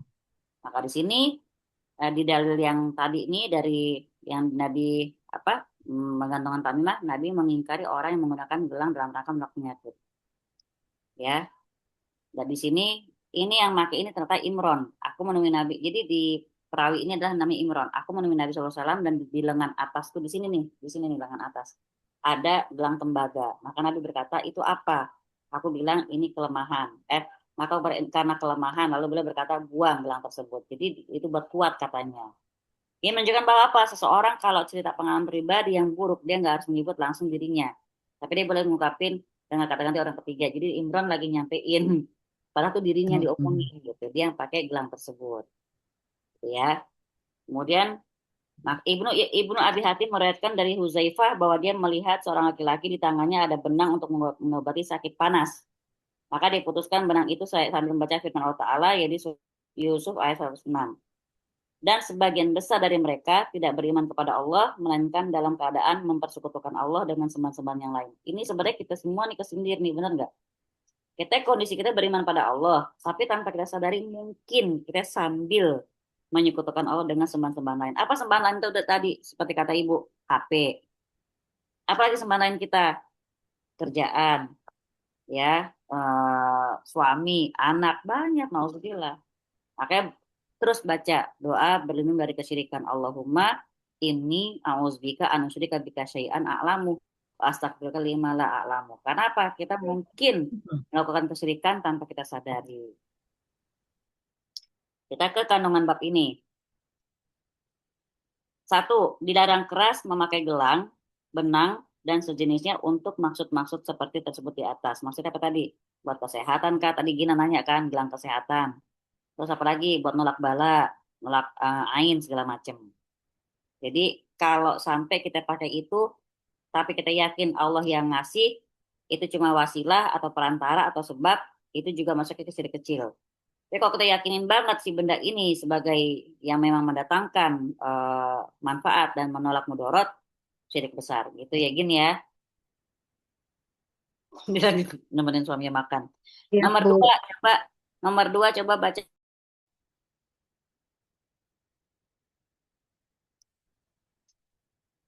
Mbak Nis ada bukunya?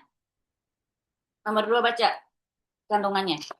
Siapa saya? Iya, Mbak Nines Oh, Lista. iya. Dinyatakan bahwa sahabat tadi apabila mati, sedangkan gelang atau sejenisnya itu masih melekat pada tubuhnya, dia tidak akan beruntung selama-lamanya. Ini menunjukkan kebenaran pernyataan para sahabat bahwa syirik asghar lebih berat daripada perbuatan dosa besar. Contohnya, syirik asghar tuh syirik kecil kan, ternyata lebih berat dari dosa besar. Maaf banget, orang berzina sama orang pakai gelang kayak begini, di mata Allah lebih bahaya orang jimat tadi. Bukan berarti kita membenarkan perbuatan zina ya, bukan. Maksudnya dosa besar itu kan kalau misalnya diampunin. Kalau syirik asghar, sedangkan syirik asghar ini kadang-kadang pelakunya agak ngeyel, tidak merasa kalau dia melakukan kesyirikan. Alhamdulillah. Silakan ya. Syirik asghar itu bisa membawa kita juga kepada syirik akbar. Kalau keyakinan. Yang ketiga, Mbak Yusnias, apakah masih di sana, Mbak Yusnias? Masih Ustazah. Oke, monggo yang ketiga. Bismillah. Yang ketiga, syirik tidak dapat dimaafkan dengan alasan karena tidak mengerti. Nah, berarti apa ya, Mbak? Kita harus belajar. Harus ngerti. Iya, Nggak ada kita bilang di hadapan Allah ntar. Saya kan nggak tahu ya Rob kalau kayak gitu bisa. Oh, di dekat kamu ada ustadz ustazah nggak? Ada. Dekat kamu ada masjid nggak? Ada. Ada pengajian? Ada. Kenapa itu? Ngeri kalau zaman sekarang kan. Justru sekarang beban kita lebih berat. Kenapa? Di HP-mu ada nggak tuh ceramah-ceramah? Ada. Kenapa kamu nggak buka? Kenapa kamu nggak dengerin? Kenapa nggak cari tahu? Nah, kalau yang baduy pelosok yang benar-benar nggak kemana-mana, nggak tahu apapun mungkin, ya. Jadi Allah tuh lihat di mana. Jarang. Iya. Nomor Sekarang 4. ketemu kayak gitu terus teriakin, makanya ngaji gitu. Nah, begitu. Nomor 4 Ibu Mima.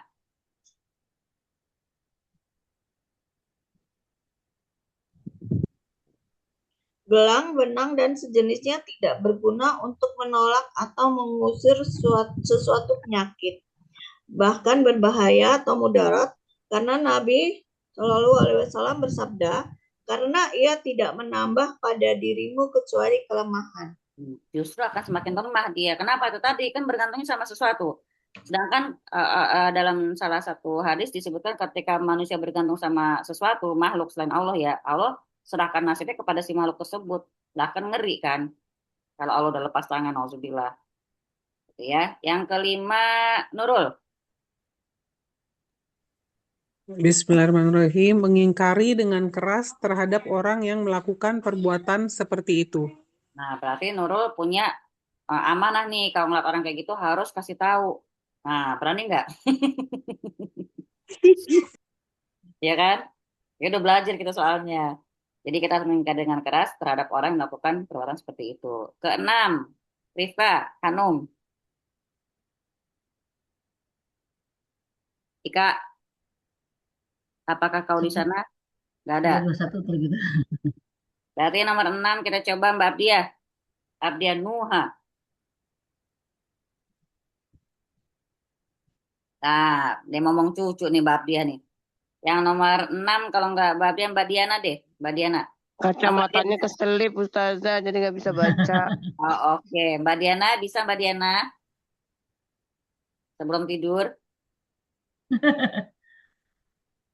Gina deh. Gin. Iya, Bu. Oke, Udah buka nomornya. buku sekarang mah, udah buka buku. Terus. Dijelaskan bahwa orang yang menggantungkan sesuatu barang untuk maksud-maksud seperti di atas, maka Allah akan menjadikan dirinya mengandalkan barang itu. Nah, berarti kan jawaban buat Gina tadi kan. Kalau Oh iya. dia, berarti dia akan bergantung otomatis gitu. 7, kembali lagi kepada Winda nggak ada buku soalnya. Mbak Heni, pegang buku nggak Mbak Heni? Baiknya perhiasan atau gelang itu diapain saja dibuang gitu. Ya dibuang. Gelang itu kan lumayan kalau dijual. Jadi Iya jual itu. aja mendingan. Lagi ngetik Ustazah. Mahal coy, mahal. Dijual lagi aja gimana Ustazah? Dia bukan Iya. emas kan? Emas. Bukan. Tapi kan itu kan yang kayak MLM itu kan itu Nah, itu Itu kan bisa lumayan harganya begitu aja jutaan lumayan. itu Ustazah, ya, bener. sekarang saya tanya, sekarang kalau dijual, pasti orang yang beli tahu itu untuk apa. Nah, kalau dia meneruskan kesedihan tersebut, mau nanggung dosanya. Barang Malu. Salah juga saya kan. Ayo kan gimana? Jadi buang aja gitu. uang, jangan anggap dia berharga. Nah, itu ujian hatimu itu. Itu ya. Barang Ujian Dikasih dompetnya. dikasih ke orang yang nonis gitu boleh Ustazah? tetap. Tetap. Ya itu kan barang siapa yang menunjukkan kepada keburukan, maka dia dapat serupa seperti yang melakukannya. Maaf. Luar biasa. Ini ada orang nanya, Mbak ini maaf, Luar biawak gitu. Mbak ini maaf tahu nggak gereja di mana? Mbak ini nunjukin, salah lu Hen. Oh, bahaya ya.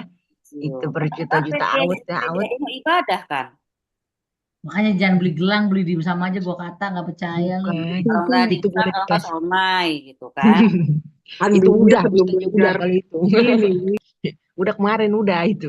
Itu boleh dikasih sih Ustazah lebih tepatnya. Tapi terus dia Sebuang, dikasih tahu apalagi juga. dikasih, wah Mbak ini mau ngejual aja dah. Aduh, lumayan kan Ustazah. Ayo baca Sampai berapa tadi? poin 7 baca. 7. Oke, siap. Dinyatakan bahwa orang yang menggantungkan tamimah telah melakukan perbuatan syirik. Nah, ini contoh ya, nanti kalau punya anak jangan menggantungkan tamimah. Oke, Mbak Heni. Ke-8. Mbak Heni lagi. Dikit-dikit soalnya. Baik, siap. Mengikatkan benang pada Allah ya Rabbi. Dikit-dikitan. Mengikatkan benang pada tubuh untuk mengobati sakit panas termasuk syirik. Contohnya apa zaman sekarang, teman-teman? Pernah nggak lihat yang orang pakai ujung benang atau ujung baju diambil benangnya, giniin, ditaruh di jidat anak yang lagi Kagak, udah kagak ada, udah kagak ada. Udah gue ngomongin semua teman-teman gue yang kayak gitu. yang di sini belum Ibu Winda. Iya. Ya. Jadi zaman Kalau sekarang begitu ya. kalau pakai bawang gimana Ustazah? Boleh apa enggak? Biasanya kalau panas bawang merah itu loh. Boleh kalau bawang kan emang bawang itu memang buat nyerap racun kan. Ini nih benang sayangku. Karena Oh, ya ngambil benang dari ujung baju nih katanya nih, terus diludahin terus taruh di sini, katanya biar cegukannya hilang, kan kagak ada hubungan. oh iya nggak pernah nggak pernah lihat. Kalau pakai bawang insya Allah aman, itu nggak apa-apa. Kan kita ini namanya wasilah ya, bawang itu punya kandungan nurunin panas. Kita pakai bismillahirrahmanirrahim, nggak masalah, insya Allah ya. Sama dengan sama dengan garam ru'yah ya Ustazah. Kalau kita kan niatnya pengen menghalau sesuatu yang negatif-negatif gitu. Eh, apakah itu beda atau sama atau mirip atau enggak ya? Beda ya? Sama kita gini. Pertama kita tahu dulu kandungan garam buat apa. Garam itu kan dia merilekskan sel-sel otot badan kita. Kalau udah rileks ibaratnya kan kadang-kadang tuh yang namanya jalan darah tuh jadi lancar, jadi rilis. Nah, ketika jalan darah udah lancar, ibaratnya pikiran kita jadi lebih tenang. Bahasanya dia menghalau yang negatif, apa negatif tadi tuh kebuntuan-kebuntuan pikiran yang segala macam. Nah, kalau kita tahu ilmunya seperti itu, insya Allah kita niatkan juga untuk negatif yang nggak kelihatan itu bisa. Karena secara ilmiah juga dia kan memang ngusir itu ya hewan melata ya, kayak ular. Takut kan garam kan dia. Jadi tadi saya bilang sinergikan dengan ruqyah. Jadi garam itu kita tahu fungsinya, kita kasih bacaan ruqyah, insya Allah mantep. Itu Mbak Ninis, insya Allah bisa. Tetap ya, walaupun judulnya ruqyah, tetap kita jangan bergantung pada si sebab itu sendiri. Tetap semuanya dari Allah. Entah garam ruqyah kah, entah daun bidara kah, entah bacaan ruqyah, peruqyah segala macam itu semua cuma ikhtiar, cuma wasilah. Itu yang Mbak Ninis ya. Baik, jazakillah khair. Iya. Kalian dan Mbak Ninis baca nomor 9. Pembacaan ayat tersebut yang dilakukan oleh Huzaifah menunjukkan bahwa para sahabat menggunakan ayat-ayat yang berkenaan dengan syirik akbar sebagai dalil untuk syirik asghar, sebagaimana tafsir yang disebutkan Ibnu Abbas dalam salah satu ayat dari surat Al-Baqarah. Saya sudah jelasin ya. Kasusnya mungkin cuma syirik asghar, tapi para sahabat biasanya pakai dalil yang sebenarnya dalil itu untuk syirik akbar. Ya nggak masalah. Kenapa? Karena kehati-hatian. Prinsipnya syirik asghar itu kalau didiemin lama-lama juga bisa jadi syirik akbar seperti itu. Ya. Berarti kan ancamannya sama aja sebenarnya kan, syirik itu ngeri banget kan. Nah, yang 10 menggantungkan wadaah sebagai penangkal atau pengusir ain juga termasuk syirik. Itu tadi, maaf ya, yang misalnya ngegantungin ayat kursi di laminating, ditaruh di atas pintu, katanya biar nggak kemalingan. Ayat kursi jadiin satpam. Ayat kursi jadiin amalan harusnya gitu ya. Nah, akhir orang yang menggantungkan tamimah didoakan semoga Allah Ta'ala tidak mengabulkan keinginannya. Dan orang yang menggantungkan wadaah didoakan semoga Allah tidak memberi ketenangan pada itu. Kalau ketemu orang kayak gitu, kita doain kayak gitu. Makanya pernah ada yang nanya, kita doa jelek buat orang, boleh kalau ada dalilnya ini. Orang-orang melakukan seperti ini, kita bilang, lu kagak ada apa-apa lu, selain makin lemah lu, boleh kita gituin. Kenapa emang? Ya itu tadi kalau dia misalnya ngeyel, lu ngedoain gue, sekarang gue tanya, coba lo pegang pakai itu, lo pede kagak? Biasa mereka kan langsung nggak tenang kan, seperti itu. Saya tadi ada Nurul nanya, iya betul, dihancurkan supaya orang lain nggak pakai juga. Tuh Mbak Heni udah dijawab Mbak Nurul tuh, kan baik-baik. Hatur nuhun, terima kasih banyak. Jasa Bareng tuh, ngancurinnya bareng tuh, punya Nurul juga dihancurin. Umi mau nanya, Ketawanya asik banget, siapa yang mau nanya? Nurul. Monggo Nurul, silakan. Nah, Umi kalau itu kan ada juga tuh kayak kacamata. Itu ada yang kayak kita biar kalau kerja nggak anti radiasi, yang kayak gitu-gitu. Terus ada juga yang keluarannya Keling, yang punya faedah apa yang diinfokan ya, diinfokan Waterproof berdasarkan cover. dia punya penelitian bisa mengurangi mata yang minus, yang kayak gitu tuh gimana juga tuh, kayak gitu. Kata gue mah solusinya lo nggak usah kerja dulu. No comment kalau yang itu kode rumah ini. Bu, kalau kacamata masih ada logikanya ya. Misalnya kayak anti radiasi, jadi dikasih kaca yang jenis apa misalnya kan ada kayak tadi Mbak Nis nanya soal bawang. Masih ada relate-nya kalau menurut saya ya. Kalau misalnya tadi dibilang apa? Yang dari Keling buat apa katanya yang dari Keling? Kacamata Sama juga. itu buat nurunin mata minus gitu. Karena ada apanya ngomong nggak dia? Ada Oh, ion-ion ion apa gitu. gitu. Ada kandungan ion gitu di Heeh, apa namanya? di gagangnya kacamata Misalnya. eta. Kalau kalau kalau saya pahami kayaknya agak beda dengan penggunaan gelang ya. Kan kalau gelang Mm-mm. berarti kayaknya masih umum dibilang untuk menangkal penyakit atau gelang kesehatan itu kan umum. Sedangkan sakit itu kan Mm-mm. aneka rupa, Iya. benar nggak? Yang Mm-mm. dari penyakit ringan sampai penyakit berat, iya kali dengan gelang itu jebret kankernya langsung hilang, nggak mungkin kan? Nah, Iya. kalau misalnya kacamata ini kayaknya masih masih nyambung sih kalau menurut saya. Sekarang Mm-mm. kembali ke kita aja. Kira-kira nyambung nggak yang dijelaskan oleh si produsennya tentang barang tersebut dengan kondisi mata kita? Nah, kalau Mm-mm. ya kan kalau misalnya memang masih nyambung dan memang itu tadi kayak anti radiasi atau segala macam, kalau menurut saya masih nyambung dan ya itu tadi lagi-lagi Bismillah yang penting kita udah ikhtiar. Kalau yang Mm-mm. benar-benar jelas sehat harus hati-hati itu tadi gelang sama kalung yang menurut saya tidak ada Iya. relate sama kesehatan kita gitu sih. Mm-mm. Bener nggak, Win kayak gitu? Baik. Iya. Ya kan? Masalah Lagi banyak lagi orang aneka rupa masalahnya gitu. Mm-mm. Udah gitu juga di zamannya Nabi juga disebutnya jelas banget sih ya kayak gelang, benang kayak gitu. Itu kalau kacamata karena memang dia ke mata langsung yang memang bermasalah cuma mata gitu kan, mengurangi minus kayaknya menurut Ane masih relate ketimbang orang pakai gelang ya. untuk kesehatan, sakitnya di kaki misalnya. Ya, jadi Sepertinya kalau di tangan kalau ya. yang pernah aku baca tuh ya, si kacamata memang fungsinya kacamata kan memang membantu apa saraf cara kerja sarafnya mata ya kan. Jadi apa kaca cembung cekung lah gitu lah gitu ya pelajarannya itulah ya kayak gitu berarti artinya memang kacamata memang itu kan alat bantu buat baca gitu kan. Nah, penggunaan gagang ion apalah segala macam yang memang harganya mahal itu sebenarnya cuma membantu percepatan si saraf mata lebih lebih rileks saja gitu loh. Jadi kalau bilang relate ya emang relate tapi artinya penjelasannya lebih ke situ. Nah, terus kalau gelang aku pernah berdebat berapa jam, 4 atau 5 jam gitu sama orang yang bikin itu. Kuat Iya, berdebat karena lima dia, jam. oh, karena gue penasaran gitu kan, apa sih lu kok mendewakan banget sama itu gelang gitu kan. Ya, jadi ada batu yang sudah diteliti sama ilmuwan-ilmuwan itu kan. Batu itu tuh memang mengandung apa sih kayak unsur magnetik apa gitu ya. Dia menjelaskan secara secara ilmiah. Jadi memang benar-benar batu itu memang ada gitu di dunia ini ada batu kayak gitu. Nah, mereka ngumpulin dalam bentuk-bentuk kecil-kecil dan dibuat apa ion-ion itu jadi terkumpul menjadi ion yang apa ya yang positif.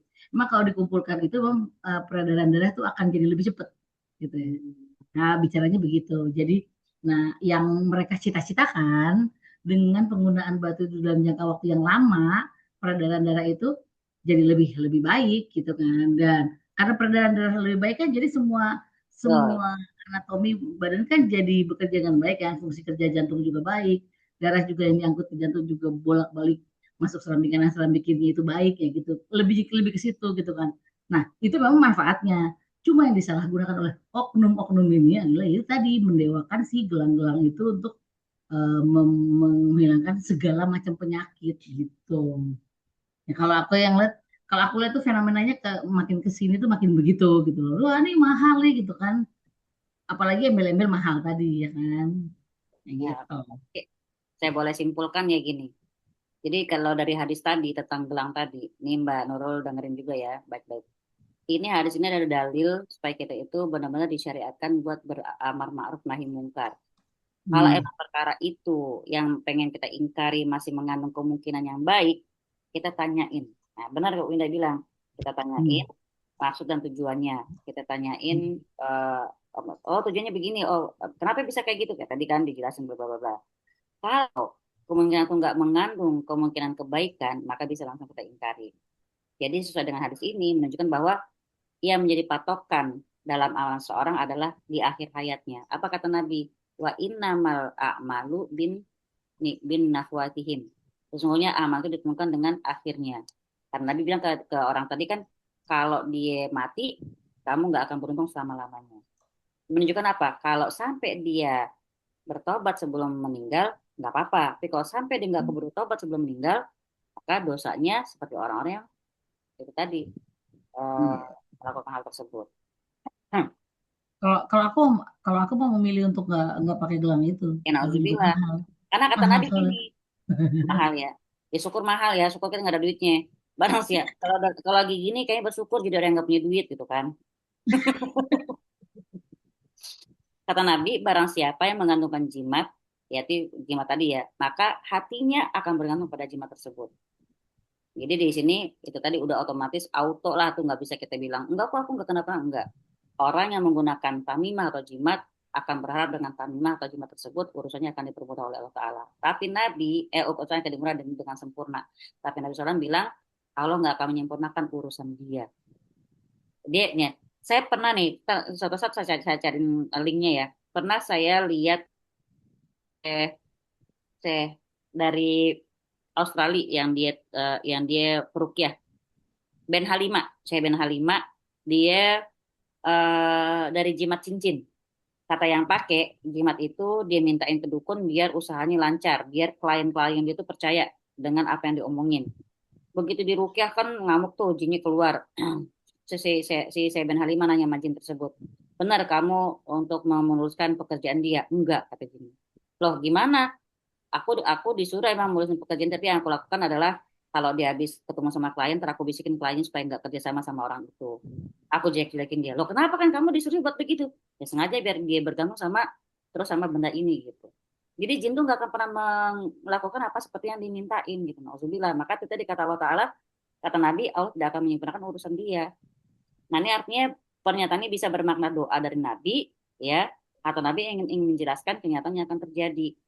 Ya bisa juga kita maknai sebagai doa dari Nabi. Kenapa? Karena Nabi terkadang menyuruh kita untuk mendoakan orang-orang yang menyelisihi atau yang melakukan maksiat supaya tujuannya nggak tercapai. Apa kata Nabi?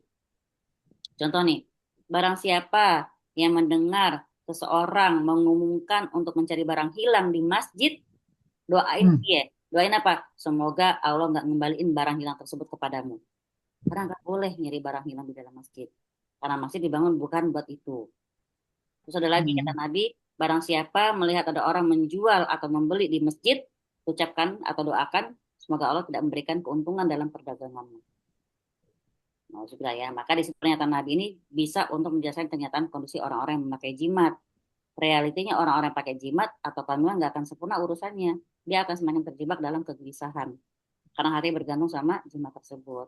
Maka kata Nabi, jimat apapun, itu tadi ya, itu konteks persyaratan yang memberikan faedah keumuman. Artinya model apapun, tujuan apapun, kalau diyakini sebagai sesuatu yang bisa memberikan manfaat atau mudarat, ya itu udah salah gitu ya. Sesuatu yang padahal cuma bisa Allah yang memberikannya, kita yakini kepada suatu benda, nauzubillah.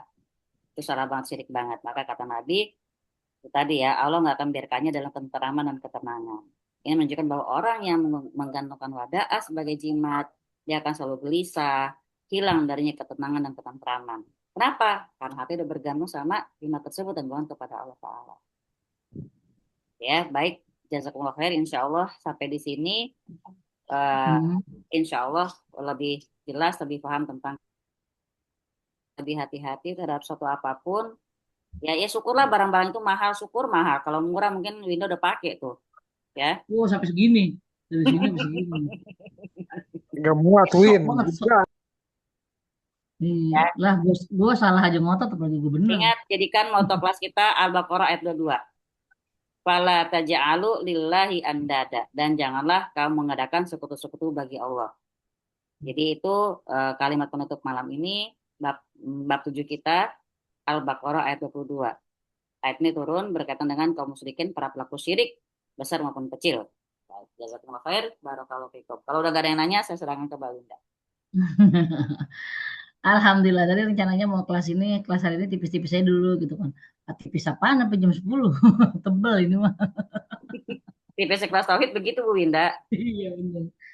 Baiklah, sudah nggak ada yang mau bertanya lagi kan? Udah nggak ada, oke? 5, 4, 3, 2, 1 udah cukup. Baik, mari kita akhiri dengan mengucap hamdalah, istighfar, hamdalah, dan doa kafaratul majelis. Astagfirullahaladzim. Astagfirullahaladzim. Subhanakallahumma bihamdik, asyhadu an la Allahumma ilaha illa anta, bihamdika asyhadu an la ilaha illa anta astaghfiruka wa atubu ilaik. Assalamualaikum warahmatullahi wabarakatuh.